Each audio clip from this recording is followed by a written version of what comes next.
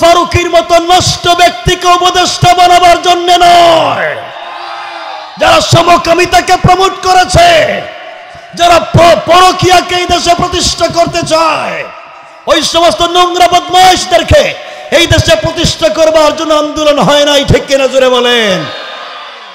হাজার হাজার ছেলেরা এই 2024-এ এই দেশে আন্দোলন করে এই দেশটাকে একটা জায়গায় নিয়ে আসতে চায়। বিসমিল্লাহির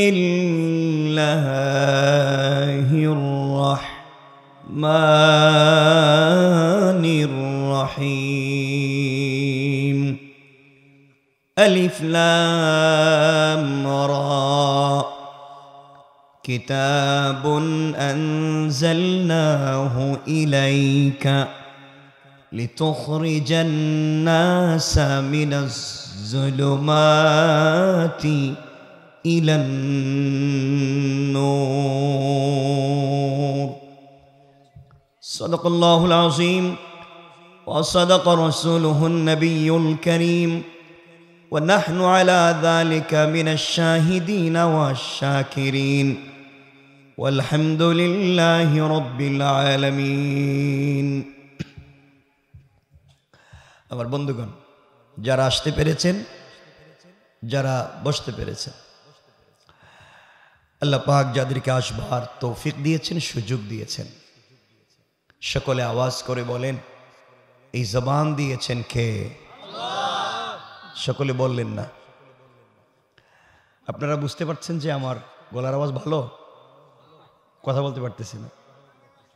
ঠান্ডা শুধু নয়, আমি তো অসুস্থ। এই যে মহতারম আসার পর এখানে ডাক্তার নিয়ে আসছে, ডাক্তার চেক করে দেখে আমার প্রেশার কত, 65 প্রেশার।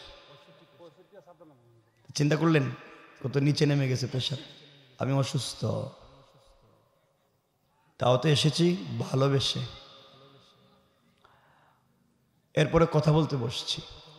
আপনার সাপোর্ট না দিলে, সহযোগিতা না করলে কথা বলতে পারবো না। সাপোর্ট দিতে পারবেন? সবাই বললেন না। ওই একজন ইনশাল্লাহ। সবাই একটু বলেন না ইনশাল্লাহ। এতগুলা মানুষ, সাউন্ড তো অনেক বড় হবে। আশিক রাসূল সকলে জান্নাতে যেতে চায়, আর মুসলমানদের তাকবীরের আওয়াজে অনেক যুদ্ধ জিহাদে জয়লাভ করেছিলেন। কিন্তু আমরা যেমন কেমন জানি হয়ে গিয়েছি, কেমন জানি আমাদের ইসলামটা, আমাদের চলাফেরাটা এমন হয়ে গিয়েছে যে এই দাড়ি, টুপি, পাঞ্জাবি, জুব্বা এগুলো কি আমরা ইসলাম মনে করে বসে আছি, অথচ তাওহীদ এবং রিসালাতকে আমরা উপলব্ধি করতে পারছি না। আমাদের পুরো বডিতে রাসূল পাক সাল্লাল্লাহু আলাইহি ইসলামের আদর্শকে বাস্তবায়িত করতে পারছি না, অথচ আমরা নিজেকে মুসলিম দাবি করছি। আমরা আমাদের ঈমান আমাকে ঘরের পাশে মসজিদে ফজরের সালাতে নিয়ে যেতে পারে না। ঈমানের এত অবস্থা খারাপ, ঘর থেকে বের করে মসজিদে নামাজে নিতে পারে না। এই ঈমান আপনাকে পুলসিরাত পার করে জান্নাতে নিয়ে যাবে বলছে কে? আপনারা বলছে কে? আল্লাহ। আপনার ঈমান আপনার মসজিদে নিতে পারে না, ঘরের কাছে মসজিদ। আর এই ঈমান নিয়ে কেমনে আশা করলেন জান্নাতে যাবেন? কারণ মসজিদে যেতে তো আর পুলসিরাতের ব্রিজ নাই, কিন্তু জান্নাতে যেতে গেলে তো পুলসিরাত পার হইতে হইব। কথা বলেন না কেন? এজন্য সকলে আওয়াজ করে বলেন, এই জবান দিয়েছেন কে? এই আওয়াজে না। আমি একটু অসুস্থতা কমবে, কথা বলতে পারবো। জোয়ান যারা আছো, তোমাদের মোবাইলে তো মিস কল আসতে পারে, ঠিক না? ঠিক কইছি কেন? ঠিক কি তা? সব ঠিক কয়। তুমি কি প্রেম করো? মিস কল আসতে পারে।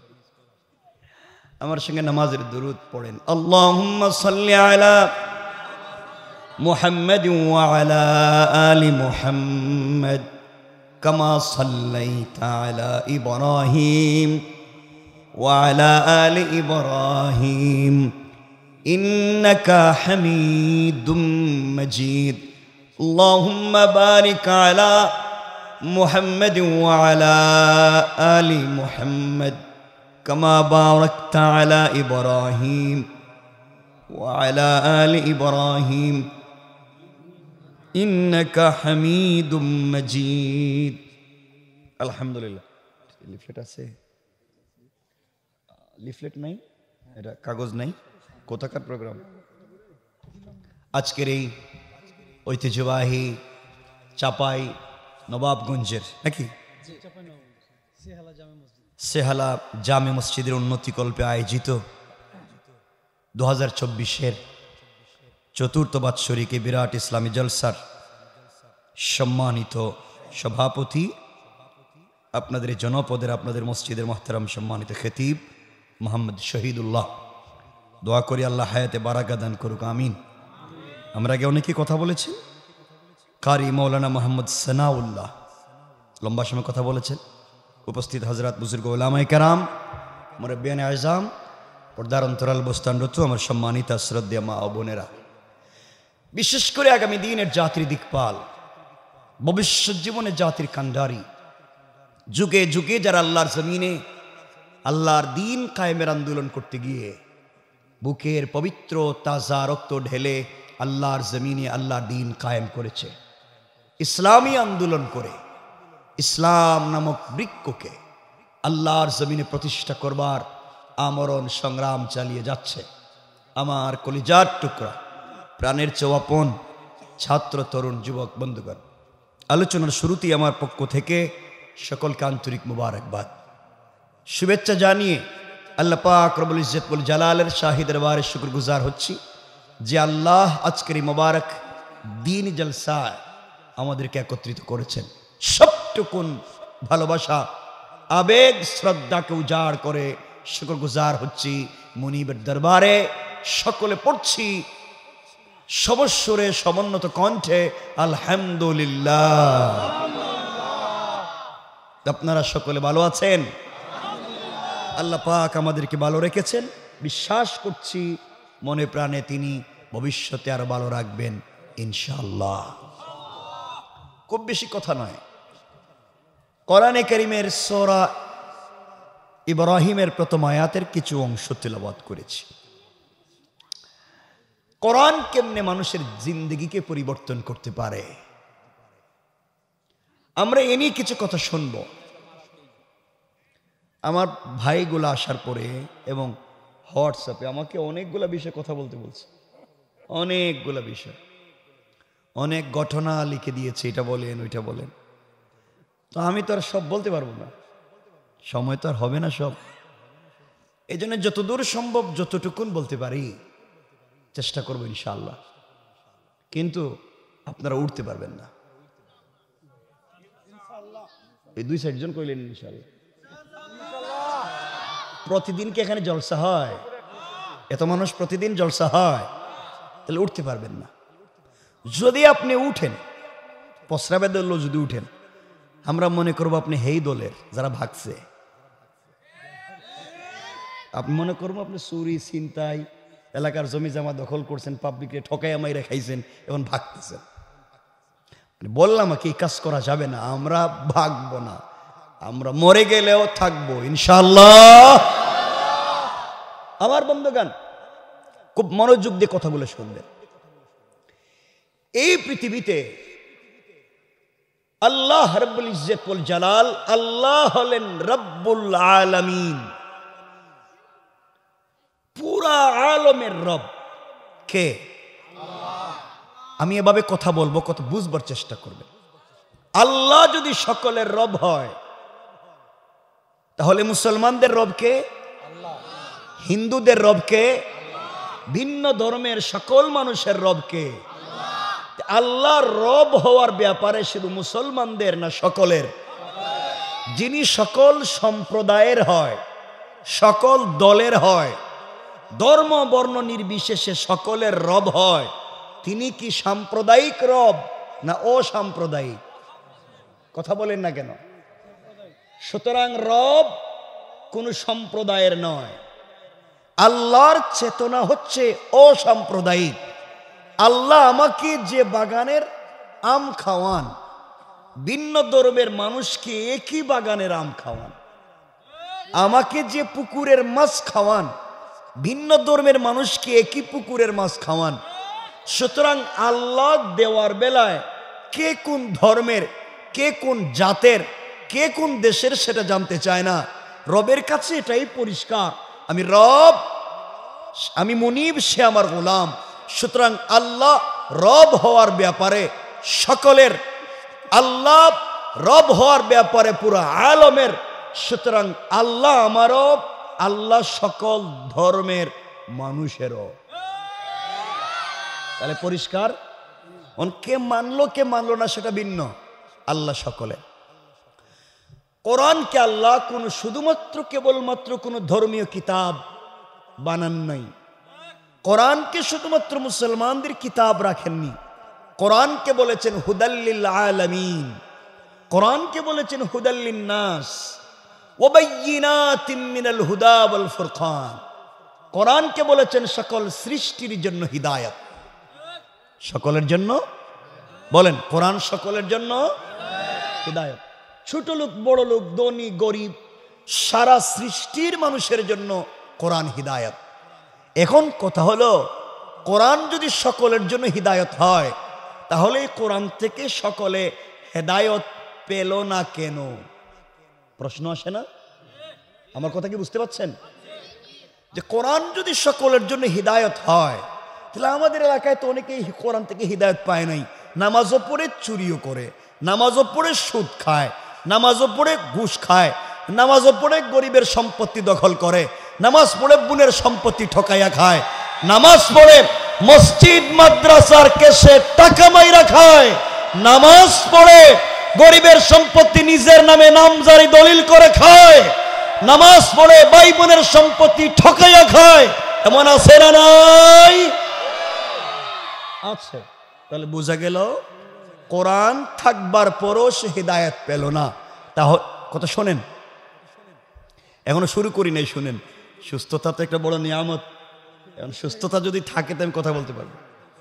কথা শোনেন, কথাগুলো ভালো করে শুনবেন, মনে রাখবেন। একজন FCPS, MBBS, FRCS ডাক্তার বলেছে, ঘি তো চিনেন, ঘি, ঘি সকল মানুষের শরীরের জন্য পুষ্টি। কি? ছোট লোক, বড় লোক, নারী পুরুষ, ছেলে মেয়ে, ধলা ধলো, সুন্দর কালো, সকলের জন্য ঘি উপকারী। কি বলেন না? ঘি। তাই বলে যদি ডায়রিয়া রোগীকে ঘি খাওয়ানো যায়, তাহলে কি উপকার হবে না মরবে? কেন? ঘি তো উপকার ছিল, তাহলে তার ক্ষতি হচ্ছে কেন? ঘিয়ের দোষ না পেটের দোষ? কথা বলেন, ঘিয়ের দোষ না পেটের? নিজের দোষ না ঘিয়ের দোষ? কোরআন সকলের জন্য হিদায়াত, সন্দেহ নাই। যে হিদায়াত লাভ করতে পারলো না, কোরআনের দোষ নয়, তার নিজের দোষ। কথা বলেন না কেন? মানে রাখবেন, মুসলমান এই সমাজে অনেক লোক আছে, মসজিদ সব না আপনাদের এলাকা আমি জানি না, আমি কখনো আসিনি, বলতে পারতাম, আপনার রাগ করেন, আমি চিনি না কাউরে। অনেক লোক আছে 5 ওয়াক্ত মসজিদে নামাজ পড়ে, লম্বা দাড়িও রেখেছে, হজও করেছে, কুরবানিও করে, লম্বা লম্বা কথাও বলে, খবর নিয়ে দেখবেন এলাকার সব থেকে বড় সুদের কারবারি। আছে না নাই? এ হচ্ছে এলাকার টাটকা নির্বেজাল শয়তান। কথা বলেন। নামাজ পড়লে সুদ খাইলে কেরে?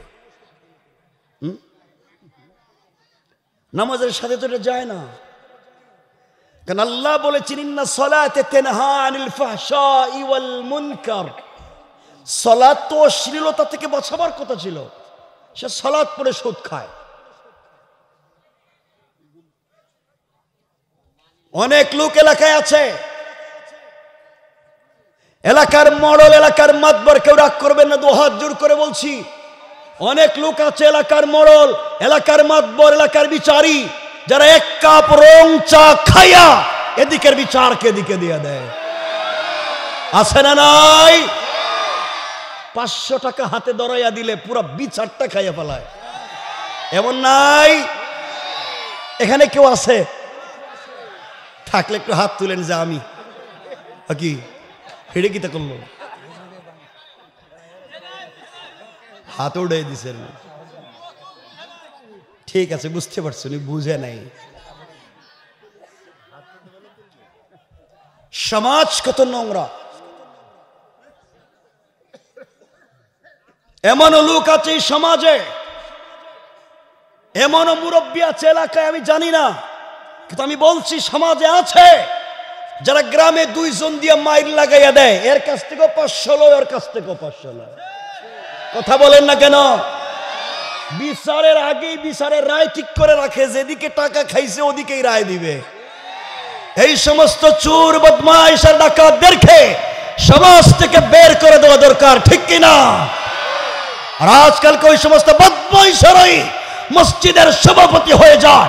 দেখবেন খবর নিয়ে বিভিন্ন জায়গায় মসজিদের সভাপতি সুদখোর, ক্যাশিয়ার ঘুষখোর, আর সেক্রেটারি দুর্নীতিবাজ, চাঁদাবাজ, বদমাইশ, ফেন্সিডিল ব্যবসায়ী, ইয়াবা ব্যবসায়ী, গরিবের সম্পত্তি মেরে খায়।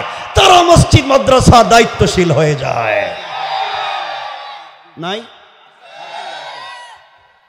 চিন্তা করতেছে এটা তো মসজিদের পক্ষ থেকে ওয়াজ, এরা চিন্তা করতেছে হুজুর আমাদের কইতেছে না কি তা আল্লাহ জানে, আমি তো চিনি না, এরা এগুলা করার কথা না, এগুলা করলে তোর ওয়াজ করাইতো না, এরা ভালো মানুষ। আরে শোনেন না, সমাজ কত নোংরা। আর অনেক লোক আছে লম্বা লম্বা তসবি পড়ে, ভদ্র মানুষের মতো সমাজে ঘুরে বেড়ায়, অথচ তার চোখে নিজের বউরে ভাল লাগে না, পাশের বাড়ির ভাবিরে ভাল লাগে। নিজের ঘরে কুরমা পোলাও থইয়া পাশের বাড়ি এই সে পান্তা ভাত খাইতে যায়, আবার পাবলিকের সামনে লম্বা লম্বা কথা বলে। এরা নিকৃষ্ট চরিত্রের লোক, এরাই সমাজকে নষ্ট করে দিয়েছে, ঠিক কিনা? হাজার হাজার ছেলেরা এই 2024-এ এই দেশে আন্দোলন করে এই দেশটাকে একটা জায়গায় নিয়ে আসতে চায়। আবু সাইদের মতো যুবক শহীদ হয়েছে, মুগ্ধের মতো যুবক শহীদ হয়েছে। এই দেশে সারওয়ার ফারুকির মতো নষ্ট ব্যক্তিকে উপদেষ্টা বানাবার জন্য নয়, যারা সমকামিতাকে প্রমোট করেছে, যারা পরকীয়াকে এই দেশে প্রতিষ্ঠা করতে চায়, ওই সমস্ত নোংরা বদমাইশদেরকে এই দেশে প্রতিষ্ঠা করবার জন্য আন্দোলন হয় নাই, ঠিক কিনা জোরে বলেন? সুতরাং ওই সমস্ত নোংরামি যারা করছে, এই সমস্ত অন্যায় যারা করছে, যারা এই দেশে নোংরামিকে প্রমোট করে, এই দেশের ভিতরে বিদেশি সংস্কৃতি এনে এই দেশের সুস্থ মানসিকতার মানুষগুলাকে দিন থেকে সরিয়ে দিতে চায়, ইসলাম থেকে সরিয়ে দিতে চায়, ওই সমস্ত ব্যক্তিকে আমরা এই দেশের সরকারে চাই না।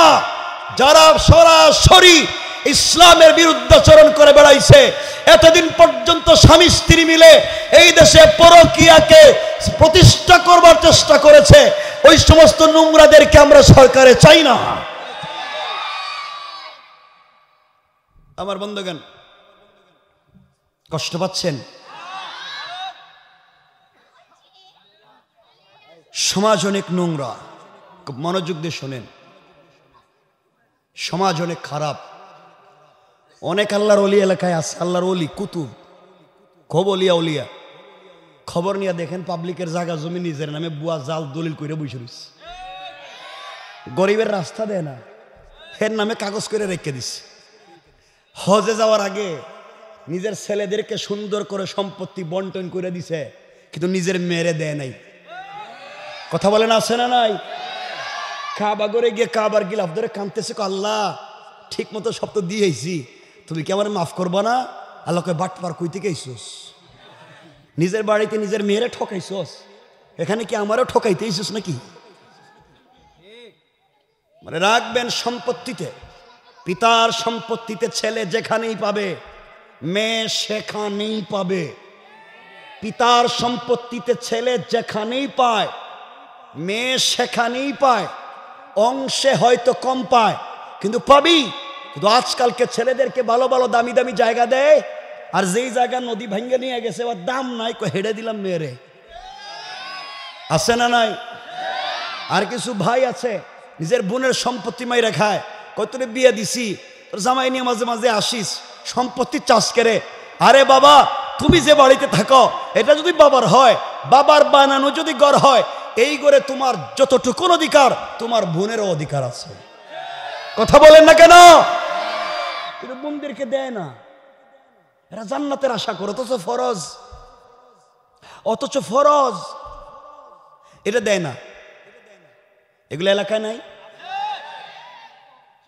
হলে অনেক লোক এখানে বসে রয়েছে, অনেক লোক যারা নিজের বউর মোহরের টাকা পর্যন্ত দেয় নাই। আল্লাহ যেন আসে না, এটা আমি জানি না, কইলাম মোহরের টাকা দেয় না, বউরে ফিডায়ও, বউরে মারেও, কিন্তু টাকাটা দেয় না। এমন কি কেউ এখানে আছেন যে আল্লাহ এমন আল্লাহর ওলি বা ভদ্র মানুষ যে আপনার স্ত্রী আপনাকে মোহরের টাকা মাফ করে দিছে? এমন কি কেউ আসেননি যে আপনাকে মাফ করে দিছে? কেউ নাই? থাকলে একটু হাত তুলে দেখেন না কেন? কেউ নাই? আছে? কে কয় আছে? এই আপনারা মাফ করে দিছেনি? মাশাআল্লাহ। কিন্তু আজকে তালাক দিলেই তো কালকে দেওয়া লাগবে। আজকে তালাক দিয়া দেখেন কালকে পয়সা চাইবো। তাইলে বোঝা গেল এই টাকাটা মাফ হয় না, এটা মাফের সিস্টেম নাই, এটা দিতে হয়। আর যদি মাফ দেও, রব বলেছেন লেনদেন লিখে রাখতে হয়, ইলা আজালিম মুসাম্মা ফাকতুবুহু ওয়াল ইয়াকতুব বাইনাকুম কাতিবুন বিল আদল। ইনসাফ ওয়ালা ব্যক্তির সামনে রেজিস্ট্রি করো, সে যে মাফ করে দিছে। নাইলে তালাক দিলেও চাইবে, মরার পরে বলবে স্বামী আমারে দেয় নাই। কথা বলেন না কেন? এই জন্য এটা দিয়ে দিয়েন। নামাজ রোজার মতো ফরজ, এটা দিয়ে দিয়েন। দিয়ে দিবেন তো? নগদ দেন আর আস্তে আস্তে দেন। প্রত্যেক বছর 5টা কাপড় দিতেন, এই বছর 7টা দিবেন। প্রত্যেক মাসে 1000 টাকা তার হাত খরচ দিতেন, 1500 টাকা দিবেন। এই 500 করে তার মোহর থেকে কাটাইয়া দিবেন। এরপরে যদি বউ ইচ্ছা করে সবকিছু আপনারা দিয়ে দেয়, ওটা ভিন্ন বিষয়, কিন্তু তাকে দিতে হবে। আমার কথাই বুঝছেন নি? আল্লাহ জানে, জানি না। আমার মুরব্বীরা চিন্তা করছে, স্যার বাবা তুমি যে ওয়াজ করতেছ, বউ তো এমনি ফিডায় উল্টা। ঠিক কই কে রে? বুঝলাম।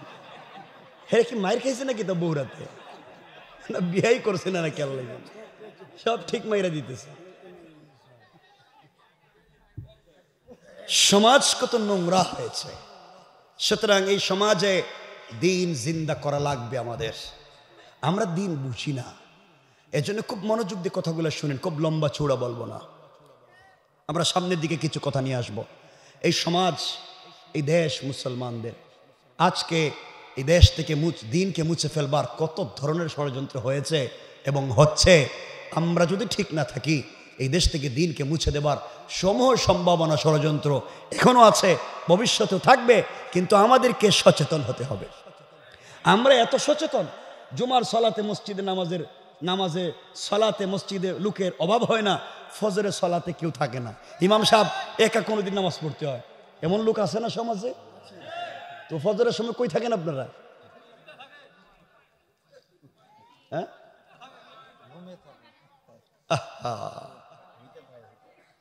কি জবাব দিবেন আল্লাহর কাছে? সমাজ কত নোংরা একটাবার চিন্তা করেন। এই যে গেল 2 দিন আগে আপনারা শুনেছেন সিলেটে একটা মেয়ে, কি নাম, মুনতাহার একটা মেয়েকে, আল্লাহ কত নোংরা সমাজ। মুনতাহার নামে একটা মেয়েকে তার পাশের বাড়ির মহিলারা তাকে কিডন্যাপ করলো, শেষ পর্যন্ত মেরে কাদামাটির ভিতরে ঢুকাই রাখছে। এটা ছোট বাচ্চা, ছোট্ট বাচ্চা, 6-7 বছর হবে। এই বাচ্চাটার কি অপরাধ ছিল? চিন্তা করেন আমরা কত নিচে চলে গিয়েছি। একটা বাচ্চাকে যদি এভাবে মেরে কাদামাটির নিচে ঢুকাই দিতে পারে, আমরা কত নিচে চলে গিয়েছি। আইয়ামে জাহিলিয়াতেও তো এইভাবে জীবন্ত মানুষকে মাটির নিচে শোয়া রাখতো। তাহলে জাহিলিয়াতের যুগ চলে আসছে, জাহিলিয়াত থেকে আরো খারাপ হয়ে গিয়েছে। এমনও সমাজ আছে, ছেলের সঙ্গে মায়ের সম্পর্ক, বাবার সঙ্গে মেয়ের সম্পর্ক, ভাইয়ের সঙ্গে বোনের পরকীয় সম্পর্ক। নাউজুবিল্লাহ বলেন না। আরে বাংলাদেশের কথা বলতেছি। মুনতাহার একটা মেয়েকে মেরে ফেললো। এর মধ্যে দেখবেন কিছু বাচ্চারা নাই হয়ে যাওয়ার পরে মা বাপ কত পেরেশানিতে থাকে, কতভাবে খোঁজাখুঁজি করে। কিছু লোকের মধ্যে ব্যবসা শুরু করে দেয়, আমার কাছে আছে টাকা পাঠান, অমুক বলে আমার কাছে আছে টাকা পাঠান, এই করে এই সমস্যার মধ্যে আরো পেরেশানি দেয়। মনে রাখবেন, এই সমস্ত যারা করে এরা জাতির দুশ্মন, সমাজের দুশ্মন, রাষ্ট্রের দুশ্মন। সুতরাং নতুন বাংলাদেশে ওই সমস্ত কিডন্যাপারদেরকে, বদমাইশদেরকে ধরে আইনের আওতায় এনে ফাঁসির রায় কার্যকর করতে হবে। ঠিক না বলেন? তাহলে দেশ শান্তি হবে। আমার বন্ধুগণ, কথাগুলো দিল দিয়ে শুনেন কি বলতে চাই। আল্লাহ তাআলা কোরআনে বলছেন, মনোযোগ দিয়ে শুনেন। আপনাদেরকে কিছু বললেই বলেন ব্যস্ত, ভাই আসো না মসজিদে সলাতে ব্যস্ত, আসো না নামাজে ব্যস্ত, আসো না তাফসিরে ব্যস্ত, আসো না ভালো কাজ করি ব্যস্ত, আসো না দ্বীনি আলোচনায় বসে ব্যস্ত, আসো না ইসলামী আন্দোলন করে ব্যস্ত। বন্ধুগণ, উম্মে জামিল চলে গিয়েছে। কিছুক্ষণ পরে সিদ্দিক আকবর উঠে গেলেন, আল্লাহ রসুলকে জড়িয়ে ধরে চোখের পানি ছেড়ে বলছেন, ইয়া রাসূলুল্লাহি, উম্মে জামিল আপনার চোখের সামনে দাঁড়িয়ে আপনাকে দেখে না, আমাকে দেখে, ব্যাপার কি? আল্লাহ বলছেন, আল্লাহ রসুল বলছেন, বন্ধুরে শোনো তুমি, ও আবু বকর শোনো, আল্লাহ আমাকে জানিয়ে দিয়েছেন, বন্ধু আমার, কোনো কাফের, কোনো জালেম যদি আপনাকে নির্যাতন করতে, আঘাত করবার জন্য আসে, ওই সময় আপনি আমার কোরআন থেকে তেলাওয়াত করবেন। আল্লাহ বললেন, হিজাবাম মাসতুরা,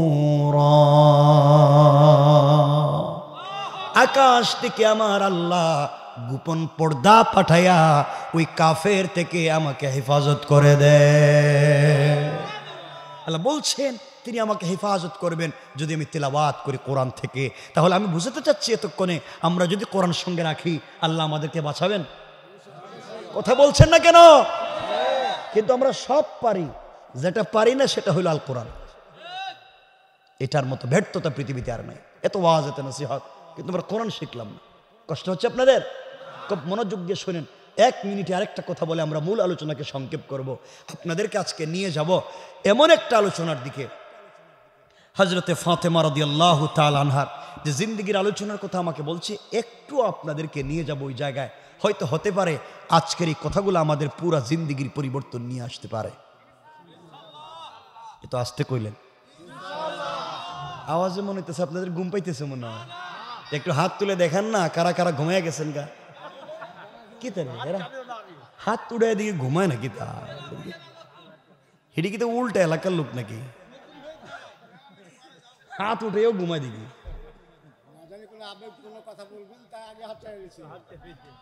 কষ্ট হচ্ছে, অসুবিধা হয়? এবার সকলে আমার মতো হাত উঠান। বাবা আপনি উঠান না কেন? এই যে উঠান সবাই, সকলে আওয়াজ করে বলেন লিল্লাহে তাকবীর, আরো জোরে বলেন লিল্লাহে তাকবীর, নারে তাকবীর। হাত নামান। কিরে ভাই তোর ঘুমাইছে নি? এদিকে চায়, ঘুমাইতেছে। এভাবে করো কেন? আমি কিন্তু সব দেখতেছি, আমি সব দেখতেছি। তো আমার বয়সটা 69 হয় নাই তো, কাছাকাছি মনে হয় নাকি? এজন্য বুঝি আমি সব। আল্লাহ তাআলা আমাকে তো কত দুনিয়ায় দেখাইছে, তো সব দুনিয়ায় দেখে, সব পৃথিবীর স্মার্ট দুনিয়াও দেখেছি, কোথাও শান্তি নেই। শান্তি এক জায়গায়, সেটা হচ্ছে রবের কদমে সেজদায়। সেজদায় পড়ে যাও না, রবের সঙ্গে একটু কথা বলো না মন খুলে, দেখবো মন ভালো হয়ে গেছে। কিন্তু আমরা বলতে পারি না। আমরা করি কি, আমরা রাগ করবেন, এটাও একটা হাদিস। আমরা করি কি, সেজদায় গিয়ে পড়ি সুবহান রাব্বিয়াল আলা, আল্লাহ বলেন আমি তো বড়। সুবহান, আল্লাহ আপনি পবিত্র, আলা আপনি বড়। আল্লাহকে আমি তো জানি আমি পবিত্র, আমি বড়। কি হয়েছে ক? আর কি ক? সুবহান রাব্বিয়াল আলা, আল্লাহ আপনি বড়। আল্লাহকে আমি জানি তো বড়, আর কি কিছু চাইবি? সুবহান রাব্বিয়াল আলা, আল্লাহ আপনি বড়। আমি জানি তো বড়, তুই কিছু ক। আল্লাহ সুবহান রাব্বিয়াল আলা, আল্লাহ গড় নাকি? এক কথাই তো কইতে, আমি তো বুঝছি আমি বড়। সাব্বাহতানি, অবশ্য আমি পবিত্র। সাব্বাহতুকা, তোরও পবিত্র বানাইলাম। আলাইতানি, আমাকে বলছে বড়। আলাইতুকা, তোকে দুনিয়া আখিরাতে বড় বানাইলাম। আর কি? সুবহান রাব্বিয়াল আলা, আল্লাহকে জানি তো। কিছু কইবি? এরপরে বৈশা সালাম ফিরাইয়া আল্লাহুম্মা আমিন, আল্লাহ আমার একটা বাড়ি দেও, আমার বাচ্চাটারে ভালো বানাও। আল্লাহকে ঘটনা কি আগে নামাজে কইলি না? এখন তো বাইরে গেছিস নামাজ থেকে। প্রাইম মিনিস্টারের অফিসে ছিলে, কেউ ছিল না তখন, আমি ছিলাম আর তুই ছিলি। তুই কিছু বললে না আমাকে, এখন বাইরে গিয়ে সেইটা তো সেইটা তো, সেইটা কোন কথা? কথা বলেন না কেন? আমি বলছি না বাহিরে বলতে পারবেন না, অবশ্যই বলবেন, কিন্তু নফল সালাতে, সুন্নত সালাতে সবথেকে উত্তম চাওয়ার জায়গা হলো সাজদা, রুকু এবং রুকু সাজদার মধ্যখান সবথেকে উত্তম চাওয়ার জায়গা। মন খুলে চাইবেন, সব বাদ দিয়া নামাজের শেষে আল্লাহ আল্লাহ হ্যাঁ কিতা এখন কি এতক্ষণ কইছিলি? আমার কথা বুঝেন নাই আপনারা, না বাস্তবতা বুঝেন না? কারণ নামাজের ভিতরে তো কোনো দিকে তাকানো যাবে না, তাকাইলে তো নামাজ শেষ, অন্য ধ্যান করলে নামাজ শেষ। তখন আপনি আর আল্লাহ আর কেউ আছে? তখনই তো বলবেন, কিচ্ছু বললেন না, সালাম ফিরাইয়া নামাজ আছে না গেছে? সালাম ফিরানির অর্থ নামাজে না নামাজ শেষ। তো এখন কি হয়েছে আপনার? কষ্ট পাইলেন আমার কথায়? বলছি ওখানেও দোয়া করবেন, সলাতের পরেও দোয়া করেন, একা করেন, সবাই যেভাবে আপনার ভালো লাগে করেন, কিন্তু মূল ফোকাসটা বুঝাতে চাচ্ছি দোয়ার একটা জায়গা আছে, চাওয়ার একটা জায়গা আছে। একা একা মানুষ বলতে মজা পায় নাকি? কথা বলে নাকি? যার সাথে যার প্রেম তার সাথে কি পাবলিকের সামনে সব কথা বলা যায় না গোপনে? তাহলে আল্লাহর আপনি নামাজে আর কেউ আছে? এই গোপন কথা বলতে সুবিধা আছে? ওই সময় আছে হিডিকিতারি। আল্লাহ হেফাজত করুক, বলে না আমিন। খুব মনোযোগ দিয়ে শুনেন কি বলতে চাই, হয়তোবা হতে পারে আজকের আলোচনা অনেকের জিন্দেগির পরিবর্তন। খুব মনোযোগ দিয়ে শুনুন আমার বন্ধুগণ, যে কথা বলতে চাইলাম, কোরআন সাথে থাকলে আপনার লাভ কি, কেমনে আল্লাহ বাঁচাইয়া দিবেন, মনোযোগ দিয়ে শোনেন। এই কথাগুলা বলে আমরা আলোচনাকে সংক্ষেপের দিকে নিয়ে যাব, কারণ রাত্র প্রায় 12টা। কথাগুলা মনোযোগ দিয়ে শোনেন, কেমনে কোরআন থাকলে আল্লাহ হেফাজত করবেন। আল্লাহ বলছেন, শোনো মুসলমানেরা, পুরা দুনিয়া যদি অস্ত্র নিয়ে আপনার সামনে দাঁড়াইয়া যায়, গুল হইয়া দাঁড়াইছে, আপনাকে বন্দুক দিয়ে গুলি করবে, আপনি একা। আল্লাহ বলছেন কাউকে স্মরণ করবার দরকার নাই, কোনো নেতা লিডারে টেলিফোন দেওয়ার দরকার নাই, আমাকে স্মরণ করো, আমি আল্লাহ সকল কাফেরদের সামনে তোমাকে হেফাজতের জিম্মাদার। এই জ্বলন্ত উদাহরণ 1 মিনিটে বলি শোনেন। আল্লাহর রাসূল সাল্লাল্লাহু আলাইহি ওয়াসাল্লাম যেই দিন হিজরত করে মক্কা থেকে মদিনায় চলে যাবেন, ঘটনা বলবো না, শুধু বলবো দেখেন রসুলকে কেমনে বাঁচান আল্লাহ। গভীর রজনীতে আল্লাহর রসুল ঘুম থেকে উঠে গেলেন। জিবরিল আমিন বলছেন, ইয়া রাসূলুল্লাহি, আপনাকে হিজরত করতে হবে ইয়াসরিবের দিকে, খেজুর বাগানের দিকে, মদিনার দিকে। আল্লাহর রসুল উঠে গেলেন, হিজরত শুরু করবেন। ওযু করলেন, 2 রাকাত সালাত পড়লেন, রেডি হয়ে গেলেন, ঘরের দরজা খুলে বের হয়ে যাবেন। হঠাৎ শুনেন ঘরের বাহিরে কাফেররা দাঁড়িয়ে আছে, নেজা নিয়া, তীর নিয়া, বল্লম নিয়া পুরা বাড়ি ব্যারিকেড দিয়েছে। আল্লাহর রসুল বের হলে তাকে মেরে ফেলবে।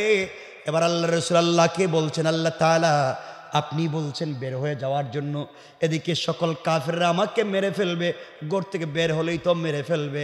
আল্লাহ বলছেন, বন্ধুরে তোমার কাজ হলো আমার উপরে ভরসা করে কোরআন তেলাওয়াত করে বের হয়ে যাওয়া, আর সকল কাফেরদের থেকে হেফাজতের জিম্মাদার স্বয়ং আমি আল্লাহ। বুঝবেন? আল্লাহর রাসূল দরজায় পৌঁছে গেলেন, দরজা খুলে বের হয়ে যাবেন। এবার আল্লাহকে বলছেন, আল্লাহ আমি জানি আপনি আমাকে বাঁচাবেন, সন্দেহ নাই, ওয়ালাকিন লিয়াতমাইন্না কলবি, কিন্তু অন্তরে প্রশান্তি পাচ্ছি না। আয় আল্লাহ, আপনি যদি আত্মরক্ষা করার জন্য আমাকে কোনো ব্যবস্থা দিতেন তাইলেও তো ভাল লাগতো। আল্লাহ বলেন, বন্ধুরে তাইলে তুমি তোমার হাতে কিছু কঙ্কর নিতে পারো, বালি নিতে পারো, অথবা পাথর নিতে পারো, দরজা খুলে কাফেরদের উপরে নিক্ষেপ করে দিতে পারো, এর মাধ্যমে বাঁচাইয়া দিব। আল্লাহ বললেন, বন্ধু আমার, আল্লাহ বললেন এই কাজ করো। রাসূল পাক বলছেন, আল্লাহ তাআলা কাফেররা ঘরের চতুর্দিকে দাঁড়িয়ে আছে, দরজা খুলে নিক্ষেপ করলে তো সামনের দিকে যাবে, চতুর্দিকের কাফেররা তো আমাকে মেরে ফেলবে। আল্লাহ বললেন, বন্ধুরে তোমার কাজ হলো আমার কোরআন থেকে তেলাওয়াত করে সামনের দিকে নিক্ষেপ করা, আর চতুর্দিকের কাফেরদের চুকে চুকে পৌঁছে দেওয়ার জিম্মাদারি নিলাম আমি আল্লাহ। শুধু তুমি আমার উপরে ভরসা করো। আল্লাহর রাসূল সাল্লাল্লাহু আলাইহি ওয়াসাল্লাম আল্লাহর উপরে ভরসা করে দরজা খুলে ঘর থেকে বের হয়ে পড়লেন, কঙ্কর নিলেন, দোয়া পড়লেন, কোরআন থেকে তিলাওয়াত করলেন, দরজা খুলে সামনের দিকে নিক্ষেপ করলেন। তাকাইয়া দেখেন চতুর্দিকের ডানে বামে পিছনে সকল দিকের কাফেরদের চুকে পৌঁছে গিয়েছে। সবাই চোখ রগড়াতে লাগলো, মুছতে লাগলো। আল্লাহর রাসূল মদিনায় পৌঁছে গেলেন, কেউ দেখলো না। একদিন সুযোগ বুঝে আল্লাহ তার বন্ধুকে বলে, বন্ধুরে ওই দিন তুমি কেমনে ফিরে আসলা? কেউ তোমাকে ধরতে পারলো না, মারতে পারলো না। তুমি না বলছিলা কাফেররা মেরে ফেলবে, দরজা খুলে সামনের দিকে নিক্ষেপ করলা, কেউ তোমাকে মারতে পারলো না, ব্যাপার কি? আল্লাহর রাসূল বলছেন, আল্লাহ তাআলা আমার চাইতে তো আপনিই বেশি জানেন, আমি তো জানলাম না। মারলাম সামনের দিকে, পাথর দেখে গেছে পিছন দিকে। আল্লাহ বলেন, বন্ধুরে তাইলে শোনো, আল্লাহ বলছেন, ওয়ামা রামাইতা ইয রামাইতা ওয়ালাকিন্নাল্লাহা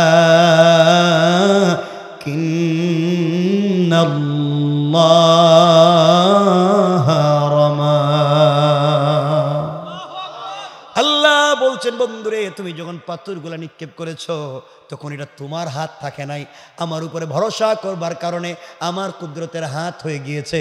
আর আমার হাত দিয়া সকল কাফেরদের চুকে চুকে আমি পৌঁছে দিয়েছি। সুবহানাল্লাহ, জোরে বলেন না। আল্লাহ কেমনে বাঁচাইয়া দিলেন, আমাদেরকে বাঁচাতে পারবেন না? বিশ্বাস আছে? আসেনি, আল্লাহই জানে। এমন বিশ্বাস আছে আমাদের। আরে এই যে ফজরের নামাজে দেখবেন কেউ মসজিদে নাই, ঠিক? এটা ঠিক, আমি জানি, এটা আপনার না বললেও ঠিক, এটা আমার জানা আছে। খুব ভালোবাসা নিয়ে কথাগুলো বলতেছি। এই যে বললাম কোরআন মানুষকে বাঁচাইয়া দিতে পারে, আমরা পারবো না কোরআনকে সাথে রাখতে? বলেন ইনশাআল্লাহ। এই কোরআন সাথে রাখার অর্থ এটাকে প্রতিদিন সাথে নিয়ে ঘোরার জন্য বলছি না। কোরআন সাথে রাখা মানে কোরআনকে বিশ্বাস করা, তার উপরে আমল করে চলা। ইনশাআল্লাহ যদি চলতে পারি কি হবে, আপনাদেরকে এই কথাগুলো বলেই রাত্র কাটায় 12টা। আর লম্বা করার দরকার তো না, কিন্তু কষ্ট হচ্ছে কিনা আমি জানি না আপনাদের। যে আপনারা বসে আছেন, কেউ উঠেন নাই, এই জন্য ভালো লাগতেছে, কিন্তু প্রস্রাবের জন্য যদি কেউ উঠেন রাখতে দিন। শুনেন না, আমি বলতেছি, আমি কথা বলতেছি, আপনারা শুনেন, রাগ করবেন না, কেউ উল্টাপাল্টা বলবেন না। আমি কথা বলতেছি, কিন্তু কেউ উঠবেন না। একজন উঠবেন, আমি ওয়াজ রাইখা দিব, আর কিয়ামতের দিন বলবো, আল্লাহ আমি গেছিলাম কথা বলতে, এরা উঠতে চলে গেছে। আমি বলে দিব, কিন্তু চেহারা তো আমি চিনতেছি, এই জন্য কথাগুলো শুনেন। আমার বন্ধুগণ, এবার যে কথাগুলো বলতে চাই মনোযোগ দিয়ে শোনেন। কোরআনের উপরে যদি বিশ্বাস থাকে, জীবন কেমনে পরিবর্তন হয়ে যায়। চলার পথে কাকে বন্ধু বানাবেন? বন্ধু এমন লোককে বানানো যাবে না। আজ এমন লোক আছে সমাজের ভিতরে, এমনও সমাজে এমন বাচ্চা আছে, আগেকার সন্তানেরা দেখবেন যদি রাস্তায় বসে খেলাধুলা করতো, 20-30 বছর আগে রাস্তায় বসে সন্তান খেলাধুলা করে, তার বাপ না এলাকার কোনো মুরব্বী রাস্তা দিয়া গেছে, দেখছে, সব ফালাইয়া দিছে দৌড়। কথা বলেন না কেন? 50 বছর আগে আমাদের মা চাচিরা রাস্তা দিয়া বের হয়েছে, কোনো পুরুষ মানুষকে রাস্তা দিয়ে হাঁটতে দেখছে, ছাতা দিয়া রাস্তার সাইডে যেতে যেতে খাদে পড়ে গিয়েছে। কথা বলেন না? এখন ধাক্কা মারি ফালায় যায়, বল্টু দেখলাম রাস্তা দিয়ে হাঁটে, সাইজ নাই, ধাক্কায় পড়ে গেছে গা। এমন হয়ে গেছি আমরা। আজ সমাজ এত নিচে নেমে গিয়েছে, তো নোংরা হয়ে গিয়েছে। সন্তান বাবার কাছে বলে, আব্বা তোমার কাছে সিগারেট আসেনি? কথা কন না, এগুলা হয় না? ছেলে আর বাপ রাস্তা দিয়ে হাঁটতেছে, মনে হয় দুই দুলাভাই যাইতেছে, বাইরা ভাই না? কি সিগারেট ধরাইছে দুজন, কেন বাবা, এই কি হচ্ছে? কাকে বন্ধু বানাবেন? কথাগুলা দিল দিয়ে আবার শোনেন। কিতাবের নাম মনে রাখবেন, তারিখে ইবনে জারির তাবারিতে চমৎকার করে কথাগুলা নিয়ে এসেছে, আমরা সংক্ষেপ করে দিলাম। এই দুনিয়ার জমিনে প্রিয় হাবিব রাসূল পাক সাল্লাল্লাহু আলাইহি ওয়াসাল্লামের কলিজার টুকরা মেয়ে হযরতে ফাতেমা রাদিয়াল্লাহু তাআলা আনহা, তখন পর্যন্ত তার বিয়ে শাদী হয় নাই, ছোট্ট মানুষ ছিলেন, এতটুকুন ছোট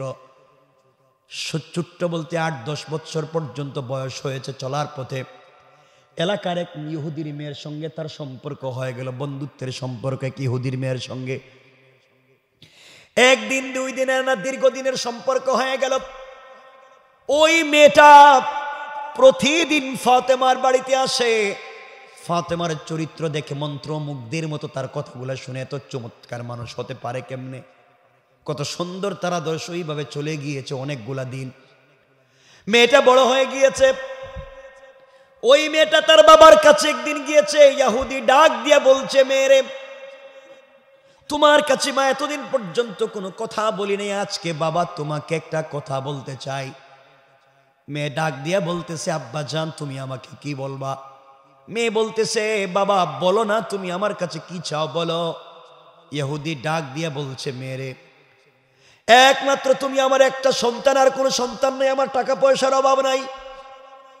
এবার সিদ্ধান্ত নিয়েছি আমি সুস্থ থাকতে থাকতে তোমাকে যেন বিয়ে দিতে পারি।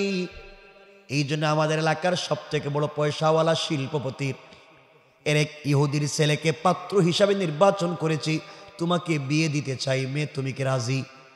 মেয়ে বলতেছে, আব্বা জান আপনি বলেছেন রাজি না হইয়া তো পারি না, কিন্তু বাবা আমাকে একদিনের সময় দেন, আগামীকালকে আপনার কাছে ফাইনাল ডিসিশন জানাইয়া দিব।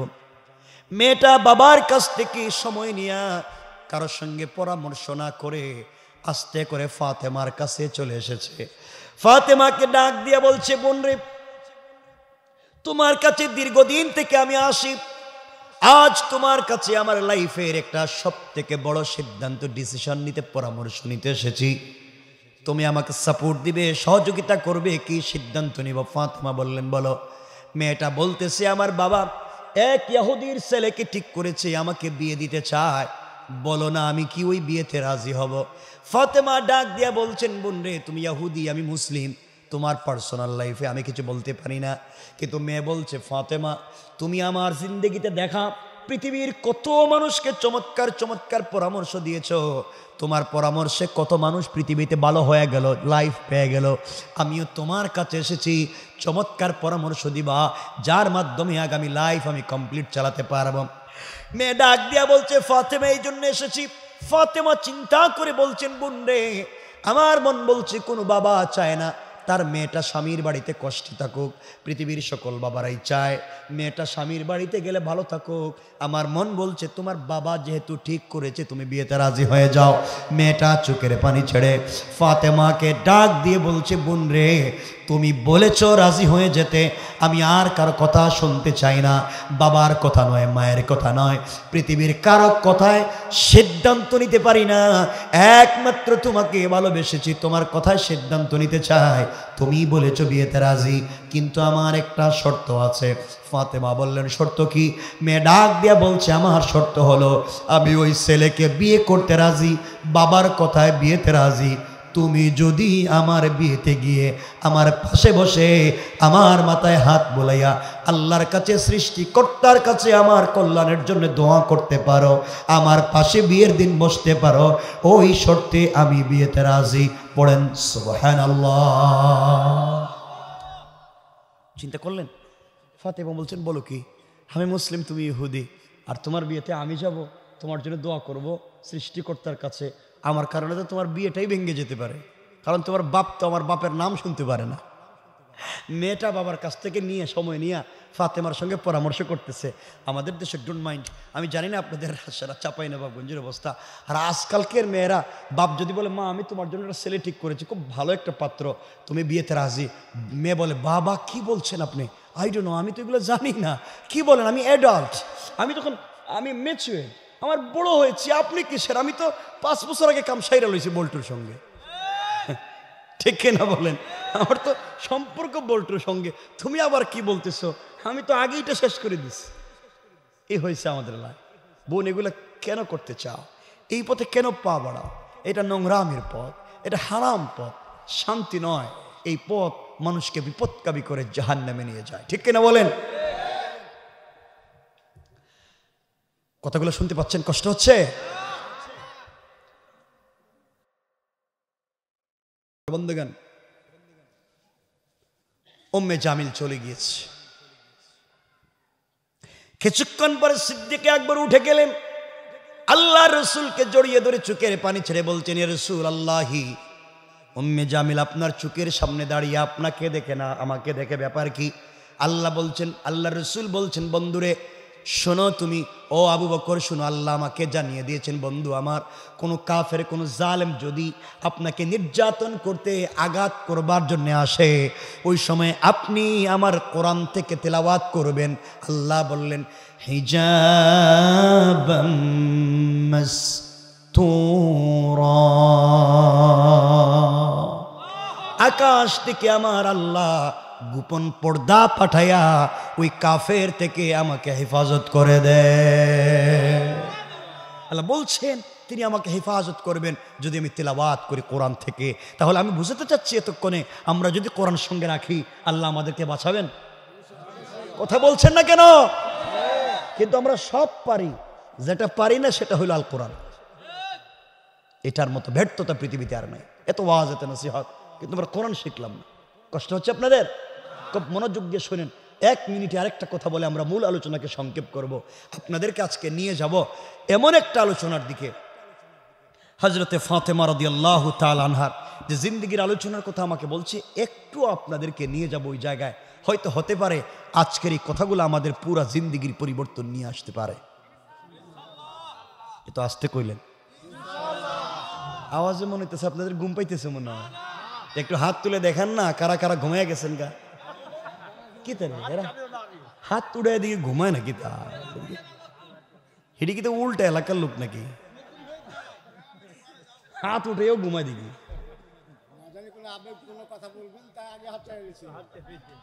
কষ্ট হচ্ছে, অসুবিধা হয়? এবার সকলে আমার মতো হাত উঠান।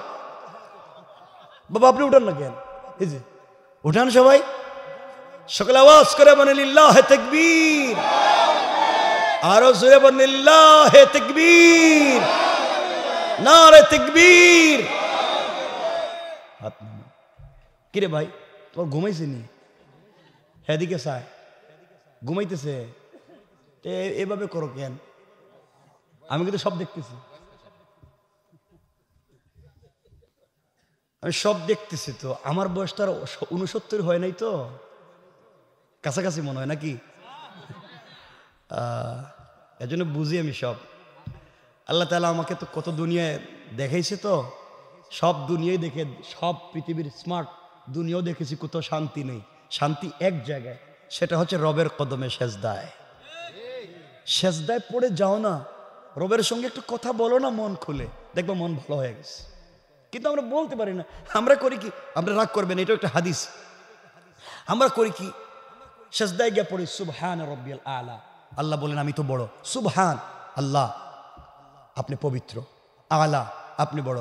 আল্লাহ আমি তো জানি আমি পবিত্র, আমি বড়। কি হয়েছে? ক আর কি? ক সুবহান রাব্বিয়াল আলা, আল্লাহ আপনি বড়। আল্লাহ আমি জানি তো বড়, আর কি কিছু চাইবি?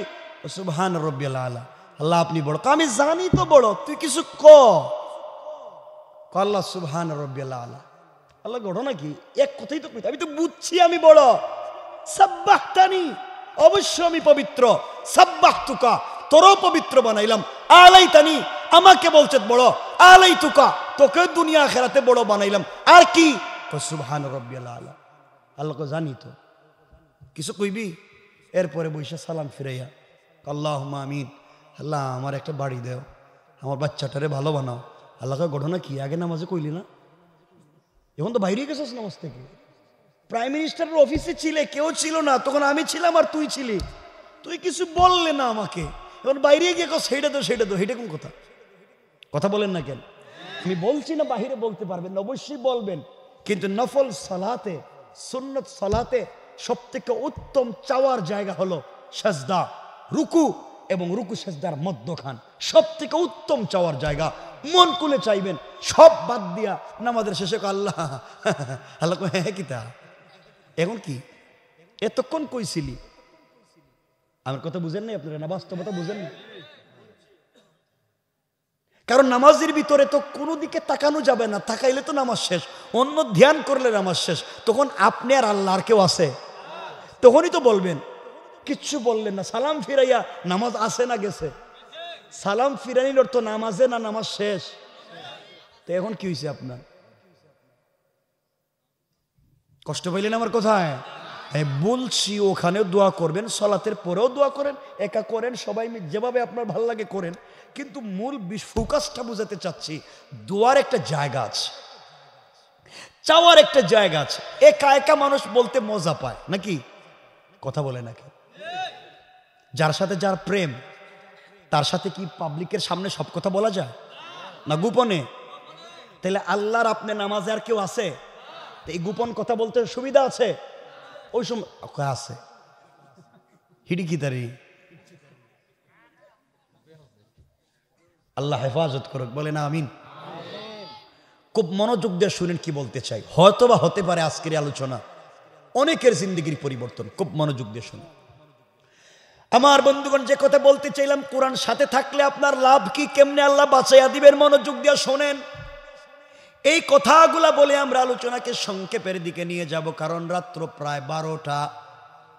কথাগুলা মনোযোগ দিয়ে শোনেন, কেমনে কোরআন থাকলে আল্লাহ হেফাজত করবেন। আল্লাহ বলছেন, শোনো মুসলমানেরা, পুরা দুনিয়া যদি অস্ত্র নিয়ে আপনার সামনে দাঁড়াইয়া যায়, গুল হইয়া দাঁড়াইছে, আপনাকে বন্দুক দিয়ে গুলি করবে, আপনি একা। আল্লাহ বলছেন কাউকে স্মরণ করবার দরকার নাই, কোনো নেতা লিডারের টেলিফোন দেওয়ার দরকার নাই, আমাকে স্মরণ করো, আমি আল্লাহ সকল কাফেরদের সামনে তোমাকে হেফাজতের জিম্মাদার। এই জ্বলন্ত উদাহরণ 1 মিনিটে বলি শোনেন। আল্লাহর রাসূল সাল্লাল্লাহু আলাইহি ওয়াসাল্লাম যেই দিন হিজরত করে মক্কা থেকে মদিনায় চলে যাবেন, ঘটনা বলবো না, শুধু বলবো দেখেন রসুলকে কেমনে বাঁচান আল্লাহ। গভীর রজনীতে আল্লাহর রসুল ঘুম থেকে উঠে গেলেন। জিবরিল আমিন বলছেন, ইয়া রাসূলুল্লাহি, আপনাকে হিজরত করতে হবে ইয়াসরিবের দিকে, খেজুর বাগানের দিকে, মদিনার দিকে। আল্লাহর রসুল উঠে গেলেন, হিজরত শুরু করবেন। ওযু করলেন, 2 রাকাত সালাত পড়লেন, রেডি হয়ে গেলেন, ঘরের দরজা খুলে বের হয়ে যাবেন। হঠাৎ শুনেন ঘরের বাহিরে কাফেররা দাঁড়িয়ে আছে, নেজানিয়া, তীর নিয়ে, বল্লম নিয়ে পুরা বাড়ি ব্যারিকেড দিয়েছে। আল্লাহর রসুল বের হলে তাকে মেরে ফেলবে। এবার আল্লাহর রসুল আল্লাহকে বলছেন, আল্লাহ তাআলা আপনি বলছেন বের হয়ে যাওয়ার জন্য, এদিকে সকল কাফেররা আমাকে মেরে ফেলবে, ঘর থেকে বের হলেই তো মেরে ফেলবে। আল্লাহ বলছেন, বন্ধুরে তোমার কাজ হলো আমার উপরে ভরসা করে কোরআন তেলাওয়াত করে বের হয়ে যাওয়া, আর সকল কাফেরদের থেকে হেফাজতের জিম্মাদার স্বয়ং আমি আল্লাহ। বুঝবেন? আল্লাহর রাসূল দরজায় পৌঁছে গেলেন, দরজা খুলে বের হয়ে যাবেন।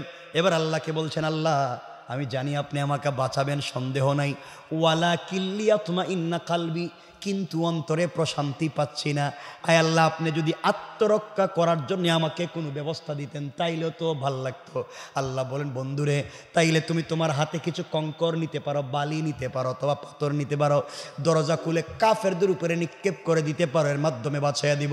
আল্লাহ বললেন, বন্ধু আমার, আল্লাহ বললেন এই কাজ করো। রাসূল পাক বলছেন, আল্লাহ তাআলা কাফেররা ঘরের চতুর্দিকে দাঁড়িয়ে আছে, দরজা খুলে নিক্ষেপ করলে তো সামনের দিকে যাবে, চতুর্দিকের কাফেররা তো আমাকে মেরে ফেলবে। আল্লাহ বললেন, বন্ধুরে তোমার কাজ হলো আমার কোরআন থেকে তেলাওয়াত করে সামনের দিকে নিক্ষেপ করা, আর চতুর্দিকের কাফেরদের চুকে চুকে পৌঁছে দেওয়ার জিম্মাদারি নিলাম আমি আল্লাহ।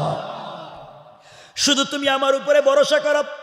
আল্লাহর রাসূল সাল্লাল্লাহু আলাইহি ওয়াসাল্লাম আল্লাহর উপরে ভরসা করে দরজা খুলে ঘর থেকে বের হয়ে পড়লেন, কঙ্কর নিলেন, দোয়া পড়লেন, কোরআন থেকে তিলাওয়াত করলেন, দরজা খুলে সামনের দিকে নিক্ষেপ করলেন।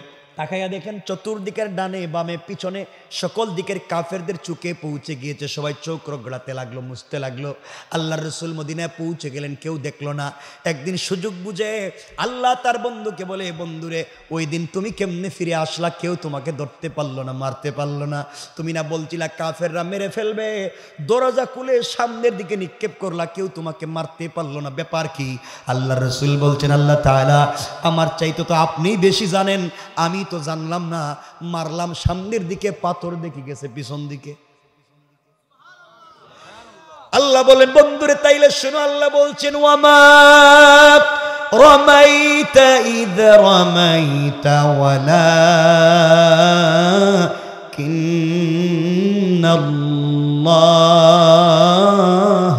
রামা। আল্লাহ বলছেন, বন্ধুরে, তুমি যখন পাথরগুলা নিক্ষেপ করেছো তখন এটা তোমার হাত থাকে নাই, আমার উপরে ভরসা করবার কারণে আমার কুদরতের হাত হয়ে গিয়েছে। আর আমার হাত দিয়া সকল কাফেরদের চুকে চুকে আমি পৌঁছে দিয়েছি। সুবহানাল্লাহ, জোরে বলেন না। আল্লাহ কেমনে বাঁচাইয়া দিলেন, আমাদেরকে বাঁচাতে পারবেন না? বিশ্বাস আছে? আসেনি, আল্লাহ জানে। এমন বিশ্বাস আছে আমাদের। আরে এই যে ফজরের নামাজে দেখবেন কেউ মসজিদে নাই, ঠিক? এটা ঠিক, আমি জানি, এটা আপনার না বললো ঠিক, এটা আমার জানা আছে। খুব ভালোবাসা নিয়ে কথাগুলো বলতেছি। এই যে বললাম কোরআন মানুষকে বাঁচাইয়া দিতে পারে, আমরা পারবো না কোরআনকে সাথে রাখতে? বলেন ইনশাআল্লাহ। এই কোরআন সাথে রাখার অর্থ এটাকে প্রতিদিন সাথে নিয়ে ঘোরার জন্য বলছি না। কোরআন সাথে রাখা মানে কোরআনকে বিশ্বাস করা, তার উপরে আমল করে চলা। ইনশাআল্লাহ যদি চলতে পারি কি হবে, আপনাদেরকে এই কথাগুলা বলেই রাত্র কাটায় 12টা। আর লম্বা করার দরকার নেই, কিন্তু কষ্ট হচ্ছে কিনা আমি জানি না আপনাদের। এই যে আপনারা বসে আছেন, কেউ উঠেন নাই, এই জন্য ভালো লাগতেছে, কিন্তু প্রস্রাবের জন্য যদি কেউ উঠেন রাখা দিন, শুনেন না, আমি বলতেছি, আমি কথা বলতেছি, আপনারা শুনেন, রাগ করবেন না, কেউ উল্টাপাল্টা বলবেন না, আমি কথা বলতেছি, কিন্তু কেউ উঠবেন না। একজন উঠবেন, আমি ওয়াজ রাইখা দিব, আর কিয়ামতের দিন বলবো আল্লাহ আমি গেছিলাম কথা বলতে, এরা উঠতে চলে গেছে, আমি বলে দিব, কিন্তু চেহারা তো আমি চিনতেছি, এই জন্য কথাগুলো শুনেন। আমার বন্ধুগণ, এবার যে কথাগুলো বলতে চাই মনোযোগ দিয়ে শোনেন। কোরআনের উপরে যদি বিশ্বাস থাকে, জীবন কেমনে পরিবর্তন হয়ে যায়, চলার পথে কাকে বন্ধু বানাবেন? বন্ধু এমন লোককে বানানো যাবে না। আজ এমন লোক আছে সমাজের ভিতরে, এমনও সমাজে এমন বাচ্চা আছে, আগেকার সন্তানেরা দেখবেন যদি রাস্তায় বসে খেলাধুলা করতো, 20-30 বছর আগে রাস্তায় বসে সন্তান খেলাধুলা করে, তার বাপ না এলাকার কোনো মুরব্বী রাস্তা দিয়া গেছে, দেখছে, সব ফালাইয়া দিছে দৌড়। কথা বলেন না কেন? 50 বছর আগে আমাদের মা চাচিরা রাস্তা দিয়া বের হয়েছে, কোনো পুরুষ মানুষকে রাস্তা দিয়ে হাঁটতে দেখছে, ছাতা দিয়া রাস্তার সাইডে যেতে যেতে খাদে পড়ে গিয়েছে। কথা বলেন না? এখন ধাক্কা মারি ফালায় যায়, বল্টু দেখলাম রাস্তা দিয়ে হাঁটে, সাইজ নাই, ধাক্কায় পড়ে গেছে গা। এমন হয়ে গেছি আমরা। আজ সমাজ এত নিচে নেমে গিয়েছে, তো নোংরা হয়ে গিয়েছে, সন্তান বাবার কাছে বলে, আব্বা তোমার কাছে সিগারেট আসেনি? কথা কন না, এগুলা হয় না? ছেলে আর বাপ রাস্তা দিয়ে হাঁটতেছে, মনে হয় দুই দুলাভাই যাইতেছে, ভাইরা ভাই না? কি সিগারেট ধরাইছে দুজন, কেন বাবা, এই কি হচ্ছে? কাকে বন্ধু বানাবেন? কথাগুলা দিল দিয়ে আবার শোনেন। কিতাবের নাম মনে রাখবেন, তারিখে ইবনে জারির তাবারিতে চমৎকার করে কথাগুলা নিয়ে এসেছে, আমরা সংক্ষেপ করে দিলাম। এই দুনিয়ার জমিনে প্রিয় হাবিব রাসূল পাক সাল্লাল্লাহু আলাইহি ওয়াসাল্লামের কলিজার টুকরা মেয়ে হযরতে ফাতেমা রাদিয়াল্লাহু তাআলা আনহা, তখন পর্যন্ত তার বিয়ে শাদী হয় নাই, ছোট্ট মানুষ ছিলেন, এতটুকুন ছোট বলতে 8-10 বছর পর্যন্ত বয়স হয়েছে। চলার পথে এলাকার এক ইহুদির মেয়ের সঙ্গে তার সম্পর্ক হয়ে গেল, বন্ধুত্বের সম্পর্ক এক ইহুদির মেয়ের সঙ্গে। একদিন 2 দিনের না, দীর্ঘদিনের সম্পর্ক হয়ে গেল। ওই মেয়েটা প্রতিদিন ফাতেমার বাড়িতে আসে, ফাতেমার চরিত্র দেখে মন্ত্রমুগ্ধের মতো তার কথাগুলো শুনে, এত চমৎকার মানুষ হতে পারে কেমনে, কত সুন্দর তারা দর্শ, এইভাবে চলে গিয়েছে অনেকগুলা দিন। মেয়েটা বড় হয়ে গিয়েছে। ওই মেয়েটা তার বাবার কাছে একদিন গিয়েছে, ইহুদি ডাক দিয়া বলছে, মেয়েরে তোমার কাছে মা এতদিন পর্যন্ত কোনো কথা বলি নাই, আজকে বাবা তোমাকে একটা কথা বলতে চাই। মেয়ে ডাক দিয়া বলতেছে, আব্বা জান তুমি আমাকে কি বলবা? মেয়ে বলতেছে, বাবা বলো না, তুমি আমার কাছে কি চাও বলো। ইহুদি ডাক দিয়া বলছে, মেয়েরে একমাত্র তুমি আমার একটা সন্তান, আর কোনো সন্তান নেই, আমার টাকা পয়সার অভাব নাই। এবার সিদ্ধান্ত নিয়েছি আমি সুস্থ থাকতে থাকতে তোমাকে যেন বিয়ে দিতে পারি। এই জন্য আমাদের এলাকার সব থেকে বড় পয়সাওয়ালা শিল্পপতির এর এক ইহুদির ছেলেকে পাত্র হিসাবে নির্বাচন করেছি, তোমাকে বিয়ে দিতে চাই। মেয়ে তুমি কি রাজি? মেয়ে বলতেছে, আব্বা জান আপনি বলেছেন রাজি না হইয়া তো পারি না, কিন্তু বাবা আমাকে একদিনের সময় দেন, আগামীকালকে আপনার কাছে ফাইনাল ডিসিশন জানাইয়া দিব। মেয়েটা বাবার কাছ থেকে সময় নিয়া কারোর সঙ্গে পরামর্শ না করে আস্তে করে ফাতেমার কাছে চলে এসেছে।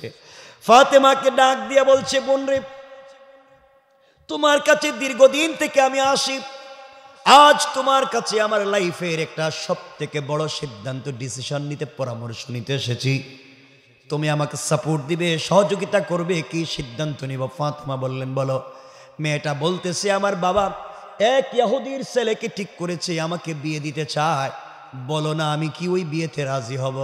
ফাতেমা ডাক দিয়া বলছেন, বোন রে, তুমি ইহুদি, আমি মুসলিম, তোমার পার্সোনাল লাইফে আমি কিছু বলতে পারি না। কিন্তু মেয়ে বলছে, ফাতেমা, তুমি আমার জিন্দেগিতে দেখা পৃথিবীর কত মানুষকে চমৎকার চমৎকার পরামর্শ দিয়েছো, তোমার পরামর্শে কত মানুষ পৃথিবীতে ভালো হয়ে গেল, লাইফ পেয়ে গেল।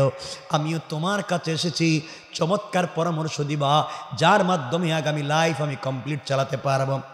মেয়ে ডাক দিয়া বলছে, ফাতেমা, এই জন্য এসেছি। ফাতেমা চিন্তা করে বলছেন, বোন রে, আমার মন বলছে কোনো বাবা চায় না তার মেয়েটা স্বামীর বাড়িতে কষ্টে থাকুক। পৃথিবীর সকল বাবারাই চায় মেয়েটা স্বামীর বাড়িতে গেলে ভালো থাকুক। আমার মন বলছে তোমার বাবা যেহেতু ঠিক করেছে, তুমি বিয়েতে রাজি হয়ে যাও। মেয়েটা চোখের পানি ছেড়ে ফাতেমাকে ডাক দিয়ে বলছে, বোন রে, তুমি বলেছ রাজি হয়ে যেতে, আমি আর কারো কথা শুনতে চাই না।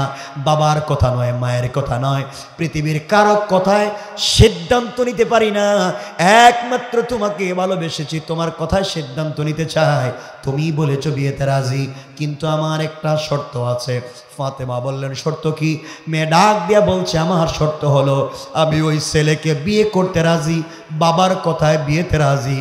তুমি যদি আমার বিয়েতে গিয়ে আমার পাশে বসে আমার মাথায় হাত বোলাইয়া আল্লাহর কাছে, সৃষ্টিকর্তার কাছে আমার কল্যাণের জন্য দোয়া করতে পারো, আমার পাশে বিয়ের দিন বসতে পারো, ওই শর্তে আমি বিয়েতে রাজি। পড়েন সুবহানাল্লাহ। চিন্তা করলেন? ফাতেমা বলছেন, বলো কি? আমি মুসলিম, তুমি ইহুদি, আর তোমার বিয়েতে আমি যাব, তোমার জন্য দোয়া করব সৃষ্টিকর্তার কাছে। আমার কারণে তো তোমার বিয়েটাই ভেঙে যেতে পারে, কারণ তোমার বাপ তো আমার বাপের নাম শুনতে পারে না। মেয়েটা বাবার কাছ থেকে নিয়ে সময় নিয়ে ফাতেমার সঙ্গে পরামর্শ করতেছে। আমাদের দেশে ডোন্ট মাইন্ড, আমি জানি না আপনাদের সারা চাঁপাইনবাবগঞ্জের অবস্থা, আর আজকালকের মেয়েরা বাপ যদি বলে, মা আমি তোমার জন্য একটা ছেলে ঠিক করেছি, খুব ভালো একটা পাত্র, তুমি বিয়েতে রাজি। মেয়ে বলে, বাবা কি বলছেন আপনি?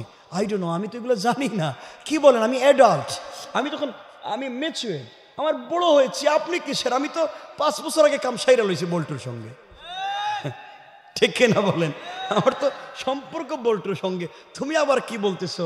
আমি তো আগেইটা শেষ করে দিছি। এই হয়েছে আমাদের লাইফ। বোন, এগুলো কেন করতে চাও? এই পথে কেন পা বাড়াও? এটা নোংরামের পথ, এটা হারাম পথ, শান্তি নয়। এই পথ মানুষকে বিপদকাবী করে জাহান্নামে নিয়ে যায়, ঠিক কিনা বলেন? কথাগুলো শুনতে পাচ্ছেন? কষ্ট হচ্ছে? বন্ধুগণ, উম্মে জামিল চলে গিয়েছে। কিছুক্ষণ পরে সিদ্দিক আকবর উঠে গেলেন, আল্লাহ রসুলকে জড়িয়ে ধরে চোখের পানি ছেড়ে বলছেন, ইয়া রাসূলুল্লাহি, উম্মে জামিল আপনার চোখের সামনে দাঁড়িয়ে আপনাকে দেখে না, আমাকে দেখে, ব্যাপার কি? আল্লাহ রসুল বলছেন, বন্ধুরে শোনো, তুমি ও আবু বকর শোনো, আল্লাহ আমাকে জানিয়ে দিয়েছেন, বন্ধু আমার, কোনো কাফের, কোনো জালেম যদি আপনাকে নির্যাতন করতে, আঘাত করবার জন্য আসে, ওই সময় আপনি আমার কোরআন থেকে তেলাওয়াত করবেন। আল্লাহ বললেন, হিজাবাম মাসতুরা, আকাশ থেকে আমার আল্লাহ গোপন পর্দা পাঠাইয়া ওই কাফের থেকে আমাকে হেফাজত করে দেয়।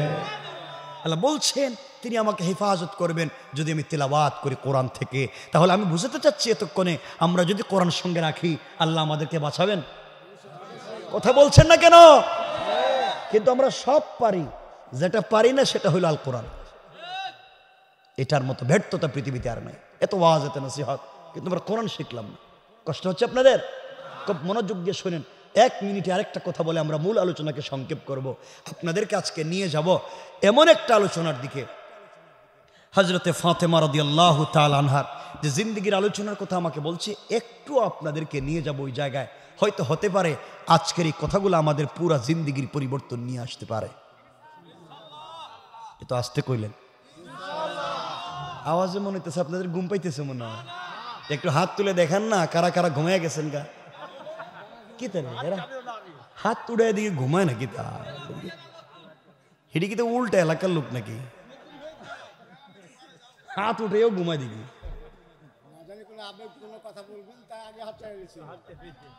কষ্ট হচ্ছে, অসুবিধা হয়, এবার সকলে আমার মতো হাত উঠান।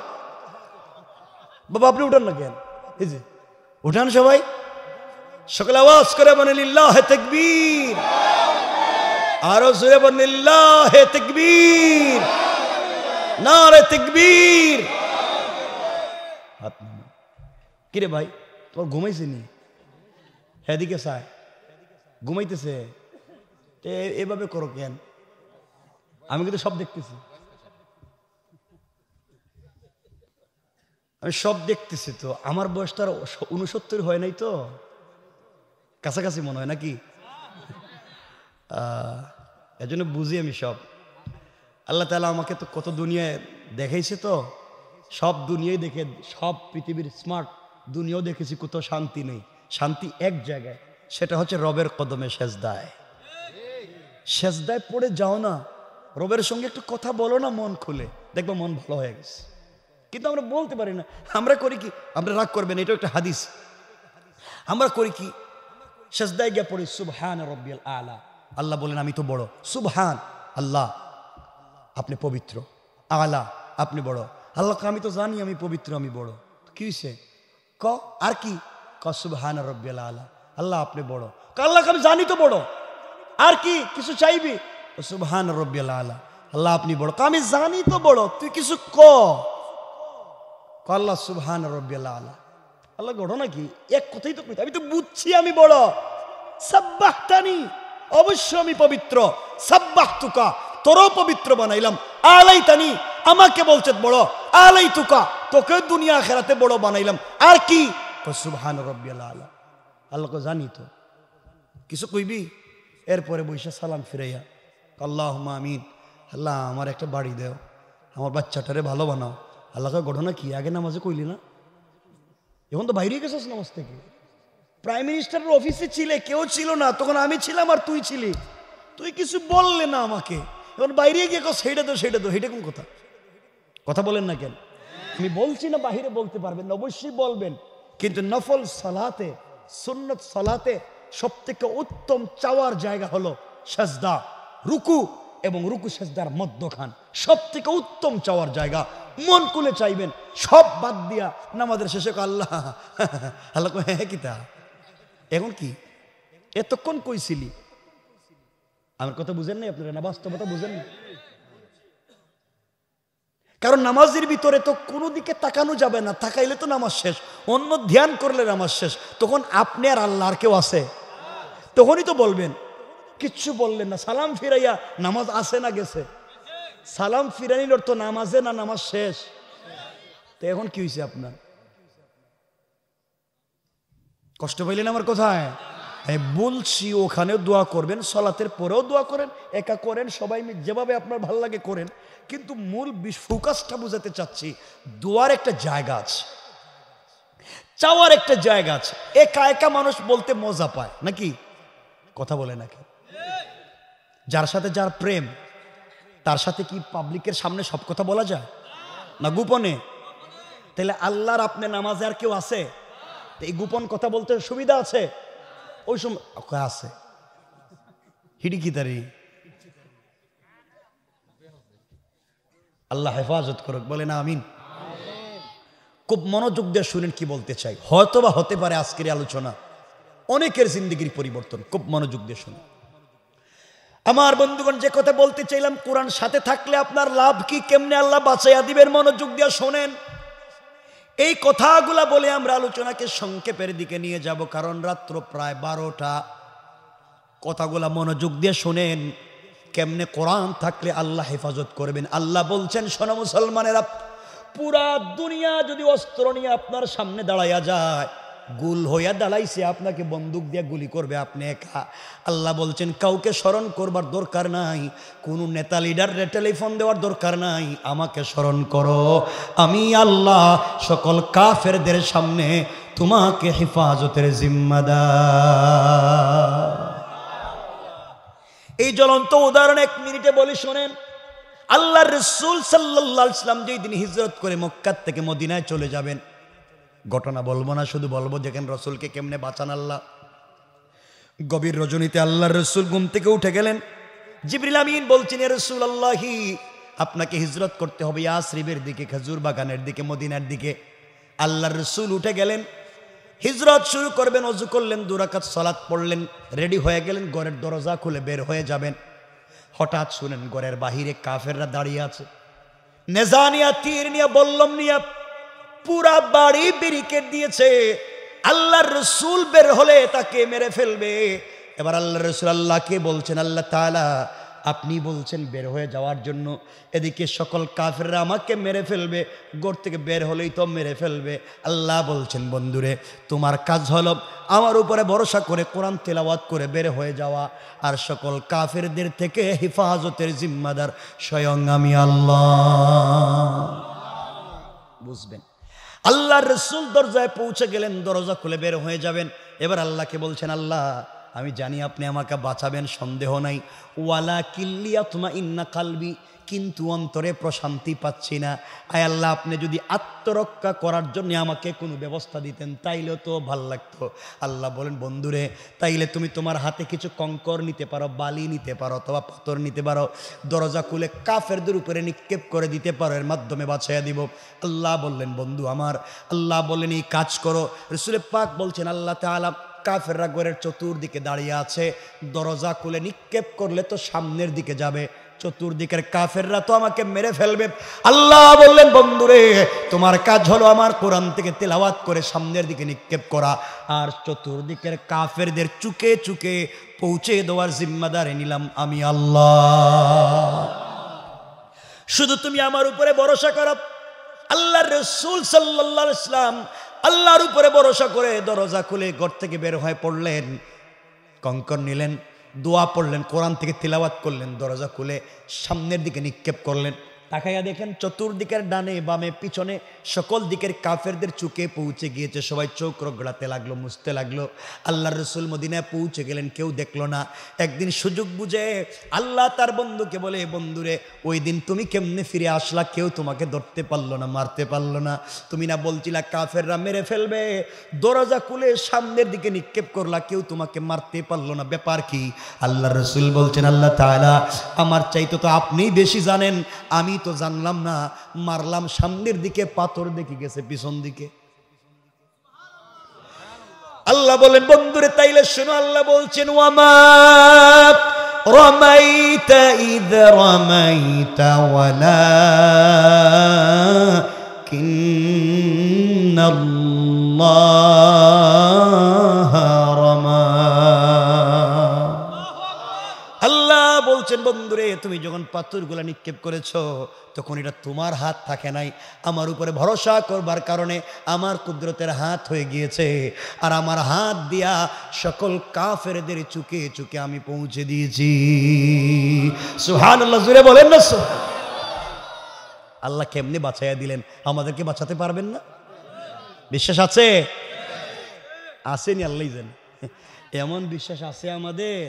আরে এই যে ফজরের নামাজে দেখবেন কেউ মসজিদে নাই, ঠিক? এটা ঠিক, আমি জানি, এটা আপনার না বললেও ঠিক, এটা আমার জানা আছে। খুব ভালোবাসা নিয়ে কথাগুলো বলতেছি। এই যে বললাম কোরআন মানুষকে বাঁচাইয়া দিতে পারে, আমরা পারবো না কোরআনকে সাথে রাখতে? বলেন ইনশাআল্লাহ। এই কোরআন সাথে রাখার অর্থ এটাকে প্রতিদিন সাথে নিয়ে ঘোরার জন্য বলছি না। কোরআন সাথে রাখা মানে কোরআনকে বিশ্বাস করা, তার উপরে আমল করে চলা। ইনশাআল্লাহ যদি চলতে পারি কি হবে, আপনাদেরকে এই কথাগুলো বলেই রাত্র কাটায় কাটায় 12টা আর লম্বা করার দরকার নেই, কিন্তু কষ্ট হচ্ছে কিনা আমি জানি না আপনাদের। যে আপনারা বসে আছেন, কেউ উঠেন নাই, এই জন্য ভালো লাগতেছে, কিন্তু প্রস্রাবের জন্য যদি কেউ উঠেন রাইখা দিন। তো শুনেন না, আমি বলতেছি, আমি কথা বলতেছি, আপনারা শুনেন, রাগ করবেন না, কেউ উল্টাপাল্টা বলবেন না, আমি কথা বলতেছি, কিন্তু কেউ উঠবেন না। একজন উঠবেন, আমি ওয়াজ রাইখা দিব, আর কিয়ামতের দিন বলবো আল্লাহ আমি গেছিলাম কথা বলতে, হেরা উঠতে চলে গেছে, আমি বলে দিব, কিন্তু চেহারা তো আমি চিনতেছি, এই জন্য কথাগুলো শুনেন। আমার বন্ধুগণ, এবার যে কথাগুলো বলতে চাই মনোযোগ দিয়ে শোনেন। কোরআনের উপরে যদি বিশ্বাস থাকে, জীবন কেমনে পরিবর্তন হয়ে যায়, চলার পথে কাকে বন্ধু বানাবেন, বন্ধু এমন লোককে বানানো যাবে না। আজ এমন লোক আছে সমাজের ভিতরে, এমনও সমাজে এমন বাচ্চা আছে, আগেকার সন্তানেরা দেখবেন যদি রাস্তায় বসে খেলাধুলা করতো, 20-30 বছর আগে রাস্তায় বসে সন্তান খেলাধুলা করে, তার বাপ না এলাকার কোনো মুরব্বী রাস্তা দিয়া গেছে, দেখছে, সব ফালাইয়া দিছে দৌড়। কথা বলেন না কেন? 50 বছর আগে আমাদের মা চাচিরা রাস্তা দিয়া বের হয়েছে, কোনো পুরুষ মানুষকে রাস্তা দিয়ে হাঁটতে দেখছে, ছাতা দিয়া রাস্তার সাইডে যেতে যেতে খাদে পড়ে গিয়েছে। কথা বলেন না? এখন ধাক্কা মারি ফালায় যায়, বল্টু দেখলাম রাস্তা দিয়ে হাঁটে, সাইজ নাই, ধাক্কায় পড়ে গেছে গা। এমন হয়ে গেছি আমরা। আজ সমাজ এত নিচে নেমে গিয়েছে, তো নোংরা হয়ে গিয়েছে, সন্তান বাবার কাছে বলে, আব্বা তোমার কাছে সিগারেট আসেনি? কথা কোন লাগে? এগুলা হয় না? ছেলে আর বাপ রাস্তা দিয়ে হাঁটতেছে, মনে হয় দুই দুলাভাই যাইতেছে, বাইরা ভাই না? কি সিগারেট ধরাইছে দুজন, কেন বাবা, এই কি হচ্ছে? কাকে বন্ধু বানাবেন, কথাগুলা দিল দিয়ে আবার শোনেন। কিতাবের নাম মনে রাখবেন, তারিখে ইবনে জারির তাবারিতে চমৎকার করে কথাগুলা নিয়ে এসেছে, আমরা সংক্ষেপ করে দিলাম। এই দুনিয়ার জমিনে প্রিয় হাবিব রাসূল পাক সাল্লাল্লাহু আলাইহি ওয়াসাল্লামের কলিজার টুকরা মেয়ে হযরতে ফাতেমা রাদিয়াল্লাহু তাআলা আনহা, তখন পর্যন্ত তার বিয়ে শাদী হয় নাই, ছোট্ট মানুষ ছিলেন, এতটুকুন ছোট, ছোট্ট বলতে 8-10 বছর পর্যন্ত বয়স হয়েছে। চলার পথে এলাকার এক ইহুদির মেয়ের সঙ্গে তার সম্পর্ক হয়ে গেল, বন্ধুত্বের সম্পর্ক এক ইহুদির মেয়ের সঙ্গে। একদিন, 2 দিনের না, দীর্ঘদিনের সম্পর্ক হয়ে গেল। ওই মেয়েটা প্রতিদিন ফাতেমার বাড়িতে আসে, ফাতেমার চরিত্র দেখে মন্ত্রমুগ্ধের মতো, তার কথাগুলো শুনে এত চমৎকার মানুষ হতে পারে কেমনে, কত সুন্দর তার আদর্শ, এইভাবে চলে গিয়েছে অনেকগুলা দিন। মেয়েটা বড় হয়ে গিয়েছে। ওই মেয়েটা তার বাবার কাছে একদিন গিয়েছে, ইহুদি ডাক দিয়া বলছে, মেয়েরে তোমার কাছে মা এতদিন পর্যন্ত কোনো কথা বলি নাই, আজকে বাবা তোমাকে একটা কথা বলতে চাই। মেয়ে ডাক দিয়া বলতেছে, আব্বা জান তুমি আমাকে কি বলবা? মেয়ে বলতেছে, বাবা বলো না, তুমি আমার কাছে কি চাও বলো। ইহুদি ডাক দিয়া বলছে, মেয়েরে একমাত্র তুমি আমার একটা সন্তান, আর কোনো সন্তান নেই, আমার টাকা পয়সার অভাব নাই। এবার সিদ্ধান্ত নিয়েছি আমি সুস্থ থাকতে থাকতে তোমাকে যেন বিয়ে দিতে পারি। এই জন্য আমাদের এলাকার সব থেকে বড় পয়সাওয়ালা শিল্পপতির এর এক ইহুদির ছেলেকে পাত্র হিসাবে নির্বাচন করেছি, তোমাকে বিয়ে দিতে চাই, মেয়ে তুমি কি রাজি? মেয়ে বলতেছে, আব্বা জান আপনি বলেছেন রাজি না হইয়া তো পারি না, কিন্তু বাবা আমাকে একদিনের সময় দেন, আগামীকালকে আপনার কাছে ফাইনাল ডিসিশন জানাইয়া দিব। মেয়েটা বাবার কাছ থেকে সময় নিয়া, কারোর সঙ্গে পরামর্শ না করে, আস্তে করে ফাতেমার কাছে চলে এসেছে। ফাতেমাকে ডাক দিয়া বলছে, বোন রে, তোমার কাছে দীর্ঘদিন থেকে আমি আসি, আজ তোমার কাছে আমার লাইফের একটা সব থেকে বড় সিদ্ধান্ত, ডিসিশন নিতে, পরামর্শ নিতে এসেছি। তুমি আমাকে সাপোর্ট দিবে, সহযোগিতা করবে, কি সিদ্ধান্ত নিব? ফাতেমা বললেন, বলো। মেয়েটা বলতেছে, আমার বাবা এক ইহুদির ছেলেকে ঠিক করেছে, আমাকে বিয়ে দিতে চায়, বলো না আমি কি ওই বিয়েতে রাজি হব? ফাতেমা ডাক দিয়া বলছেন, বোন রে, তুমি ইহুদি, আমি মুসলিম, তোমার পার্সোনাল লাইফে আমি কিছু বলতে পারি না।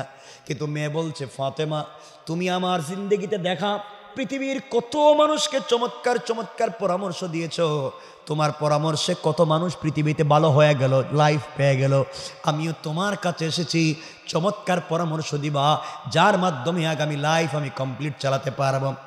মেয়ে ডাক দিয়া বলছে, ফাতেমা এই জন্য এসেছি। ফাতেমা চিন্তা করে বলছেন, বোন রে, আমার মন বলছে কোনো বাবা চায় না তার মেয়েটা স্বামীর বাড়িতে কষ্টে থাকুক। পৃথিবীর সকল বাবারাই চায় মেয়েটা স্বামীর বাড়িতে গেলে ভালো থাকুক। আমার মন বলছে তোমার বাবা যেহেতু ঠিক করেছে তুমি বিয়েতে রাজি হয়ে যাও।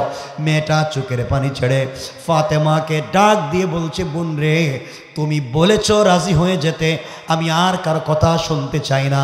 বাবার কথা নয়, মায়ের কথা নয়, পৃথিবীর কারো কথায় সিদ্ধান্ত নিতে পারি না। একমাত্র তোমাকে ভালোবেসেছি, তোমার কথায় সিদ্ধান্ত নিতে চাই। তুমি বলেছ বিয়েতে রাজি, কিন্তু আমার একটা শর্ত আছে। ফাতেমা বললেন, শর্ত কি? মেয়ে ডাক দিয়া বলছে, আমার শর্ত হলো আমি ওই ছেলেকে বিয়ে করতে রাজি, বাবার কথায় বিয়েতে রাজি। তুমি যদি আমার বিয়েতে গিয়ে আমার পাশে বসে আমার মাথায় হাত বোলাইয়া আল্লাহর কাছে, সৃষ্টিকর্তার কাছে আমার কল্যাণের জন্য দোয়া করতে পারো, আমার পাশে বিয়ের দিন বসতে পারো, ওই শর্তে আমি বিয়েতে রাজি। পড়েন সুবহানাল্লাহ। চিন্তা করলেন? ফাতেমা বলছেন, বলো কি? আমি মুসলিম, তুমি ইহুদি, আর তোমার বিয়েতে আমি যাব, তোমার জন্য দোয়া করব সৃষ্টিকর্তার কাছে। আমার কারণে তো তোমার বিয়েটাই ভেঙে যেতে পারে, কারণ তোমার বাপ তো আমার বাপের নাম শুনতে পারে না। মেয়েটা বাবার কাছ থেকে নিয়ে সময় নিয়ে ফাতেমার সঙ্গে পরামর্শ করতেছে। আমাদের দেশে ডোন্ট মাইন্ড, আমি জানি না আপনাদের সারা চাঁপাইনবাবগঞ্জের অবস্থা, আর আজকালকের মেয়েরা বাপ যদি বলে, মা আমি তোমার জন্য একটা ছেলে ঠিক করেছি, খুব ভালো একটা পাত্র, তুমি বিয়েতে রাজি। মেয়ে বলে, বাবা কি বলছেন আপনি? আই ডোন্ট নো, আমি তো এগুলো জানি না, কি বলেন? আমি অ্যাডাল্ট, আমি ম্যাচিউর, আমার বড় হয়েছি, আপনি কিসের? আমি তো 5 বছর আগে কাম সাইরা লইছি বল্টুর সঙ্গে। ঠিক না বলেন? আমার তো সম্পর্ক বল্টুর সঙ্গে, তুমি আবার কি বলতেছো? আমি তো আগেইটা শেষ করে দিছি। এই হয়েছে আমাদের লাইফ। বোন, এগুলো কেন করতে চাও? এই পথে কেন পা বাড়াও? এটা নোংরামের পথ, এটা হারাম পথ, শান্তি নয়। এই পথ মানুষকে বিপদকাবী করে জাহান্নামে নিয়ে যায়। ঠিক কিনা বলেন? কথাগুলো শুনতে পাচ্ছেন? কষ্ট হচ্ছে? নতুন বধূর মতো সাজিয়ে অর্নামেন্ট জুয়েলারি দিয়ে রাখা হয়েছে। ফাতেমা ওই ঘরের ভিতরে ঢুকেছেন, ঢুকতে দেরি, পুরাটা ঘর জান্নাতি কাপড়ের আলোতে আলোকিত হতে দেরি হয় না। জান্নাতি মিশকে আম্বরের গ্রান বের হচ্ছে। পুরা বাড়ির মহিলারা নতুন বধূকে বাদ দিয়া ফাতেমারে জিজ্ঞাসা করে, বোন এত দামি কাপড় কই পাইলা? আমরা কোটি কোটি টাকা দামের কাপড় পরছি, আমরা পয়সাওয়ালার মেয়ে, কিন্তু আমাদের কাপড়ের দিকে তাকাইলে মনে হয় জুতা মুছা যাবে তোমার। তুমি এত দামি কাপড় কোথায় পেয়েছো? তুমি তো গরিবের মেয়ে। ফাতেমা বললেন, কিনে আনছি। কি বলছে? কিনে আনছো? কোন মার্কেট থেকে কিনছো? আমরা তো চাঁপাইনবাবগঞ্জের সব মার্কেট চিনি, মার্কেটের সিপাগল্লিও চিনি। কথা বলেন না কেন? স্বামী চিনে না, কিন্তু বউ চিনি। এমনকি মার্কেটের ম্যানেজারের মোবাইল নম্বরও আছে। কথা বলেন না কেন? আমি এগুলো বলতেছি না, লম্বা হয়ে যাইব দেখে। সব আছে ওদের কাছে, সব দেখবেন মাঝে মাঝে। আর আপনারও তো কপাল পুড়া মাঝে মাঝে দেখবেন কিছু স্বামী বউ নিয়ে মার্কেটে যায়, বউ একটু সেজে গুজে একটা ব্যাগ কান্দে নিয়ে, লিপস্টিক, আলতা আল কাতরা, হাই হিল জুতা সব পরে সামনে হাঁটতেছে একটা গুন্ডার মতো, আর স্বামী বাচ্চা একটা খুলে নিয়ে পিছে পিছে করতেছে। কথা বলেন না কেন? ঠিক কিনা জোরে বলেন? সে করতে আস, কেমন হয়ে গেছি আমরা। যাই হোক আমার বন্ধুগণ, সবাই বলতেছে ফাতেমা এত দামি কাপড় কোত্থেকে আনছো? ফাতেমা বলেন, কিনে আনছি। কোন মার্কেট থেকে কিনছো? ফাতেমা বলছেন, আমি যে মার্কেট থেকে কিনছি তোদের বাপ দাদা এই মার্কেটের নামও জানে না। আল্লাহু আকবার বললেন না? আমরা টাকাওয়ালার ছেলে মেয়ে, আমরা যদি চিনি না তুমি কোত্থেকে চিনবা? আমি যে মার্কেট থেকে কাপড় কিনছি, এই মার্কেট চিনা দূরের কথা, এই দোকান চিনা দূরের কথা, এই মার্কেটের রাস্তাও তোমরা চিনবা না। এটা ভিআইপি রাস্তা, এটা আমার মতো ভিআইপি মানুষের জন্য। মহিলাদের জিদ কম না বেশি? যখন ফাতেমা এই কথা বলছে, থ্রেড দিছে, এরা দেখছো নি গরিবের মেয়ে আমাদেরকে থ্রেড দেয়, প্রয়োজন বোধ আজকে বিয়াই হবে না, এই কাপড় লাগবে। সকল মহিলারা তাদের স্বামীদের কাছে গিয়ে বলছে, আজকে বিয়েতে কিচ্ছু খাইতে পারবে না, আগে ফাতেমার মতো কাপড় লাগবে। আচ্ছা হেরা কি পাইব? কোনো জায়গায় আছে? কোন মার্কেটে আছে? তো সকল মহিলারা এসে ফাতেমাকে বলছে, যার আজকে বিয়ে হওয়ার কথা হে তার আব্বারে গিয়ে আব্বা আপনি না কইছিলেন ফাতেমা কাপড় পরতে পারবে না, তুমি আমার যে কাপড় দিছো সেই কাপড় দিয়ে তো জুতো মুছা যাবে তার, হে যে কাপড় পরছে তো ধারে কাছেও যায় নাই, আব্বা আমি বিয়েই করতাম না, সেই কাপড় লাগবে। লাগছে নি পেস, মানে হে কাপড় পাইব কই? সবাই মিলে ফাতেমারে বুঝায়, বোন এটা কোত্থেকে কিনছ, মার্কেটের নামটা কও। ফাতেমা বললেন শোনো, যে মার্কেট থেকে কাপড় কিনেছি ওই মার্কেট তোমরা চিনবা না রে, আমি যে মার্কেট থেকে কাপড় কিনেছি ওই মার্কেটের নাম জান্নাত। সুবহানাল্লাহ কোন মহিলারা কয় জান্নাত, আমাদের মার্কেটের নাম তো বল্টু মিয়ার মার্কেট, জান্নাত মার্কেটের নাম, দোকান কোন সাইডে? ফাতেমা বললেন শোনো, যে মার্কেট থেকে কাপড় কিনেছি ওই মার্কেটের নাম জান্নাত, যে দোকান থেকে কাপড় কিনেছি ওই দোকানের নাম জান্নাতুল ফিরদাউস, আর ওই মার্কেটে যে রাস্তা দিয়ে গিয়েছি ওই রাস্তা হলো ইহদিনাস সিরাতাল মুস্তাকিম। ও মহিলারা, সিরাতে মুস্তাকিম নামক রাস্তা দিয়ে যদি চলো রে, সামনে গেলে জান্নাত নামক মার্কেট পাইবা, ওখানে ঢুকলে জান্নাতুল ফিরদাউস নামক দোকান পাইবা, ওখানে গেলে পরে আমার চাইতে আরো দামি দামি কাপড় পাইবা। মহিলারা চিন্তা করে জান্নাত, জান্নাতুল ফিরদাউস, সিরাতে মুস্তাকিম, হিডেবার কোন কথা কয়? মহিলারা বলছে ফাতেমা বলো কেমনে যাওয়া লাগবে, প্রয়োজন বোধে সব বাদ দিয়ে ওই মার্কেটে ঢোকা লাগবে। ফাতেমা বললেন যে কেউ চাইলে যাইতে পারবে না, ওই মার্কেটে যেতে হলে ওই রাস্তা দিয়ে যেতে হলে স্পেশাল ভিআইপি রাস্তা, সিকিউরিটি আছে, ওই রাস্তা দিয়ে যেতে গেলে একটা আইডি কার্ড লাগবে, ওই আইডি কার্ডের নাম হলো ইসলাম। আল্লাহু আকবার বলেন। আর পুরো আইডি কার্ড থাকলে হবে না, এটিএম বুথের কার্ড থাকলে হবে না, পিন নাম্বার থাকা লাগবে, আর পিন নাম্বার যদি না থাকে বুথ থেকে পয়সা তুলতে পারবে না। ওই পিন নাম্বার হলো লা ইলাহা ইল্লাল্লাহু মুহাম্মাদুর রাসূলুল্লাহ। ও মহিলারা, লা ইলাহা ইল্লাল্লাহ নামক পিন নাম্বার যদি সঙ্গে থাকে রে, আর ইসলাম নামক আইডি কার্ড যদি মনে প্রাণে ধারণ করতে পারো রে, তাহলে ইসলাম নামক সব কিছুকে সঙ্গে নিয়া সিরাতে মুস্তাকিম নামক রাস্তা দিয়া যদি চলো রে, সামনে গেলে জান্নাত নামক মার্কেট পাইবা, ওখানে গেলে জান্নাতুল ফিরদাউস নামক দোকান পাইবা, ওখানে গেলে তোমরা আমার বন্ধুরে পাইবা, যেই প্রেমিক আমাকে এগুলা দিয়েছে, আমার বন্ধু কিন্তু এই মার্কেটের মালিক, আমার বন্ধুর নাম হলো আল্লাহ। আল্লাহু আকবার বলেন। কাছে যেতে চাই, লম্বা কথা সংক্ষেপ করে দিলাম। এই কথা বলে ফাতেমার সামনে দাঁড়াইয়া 350 জন, 370 জন অথবা 420 জন মহিলা একসাথে কালিমা পড়ে মুসলমান হয়ে যায়। সুবহানাল্লাহ জুড়ে বলেন।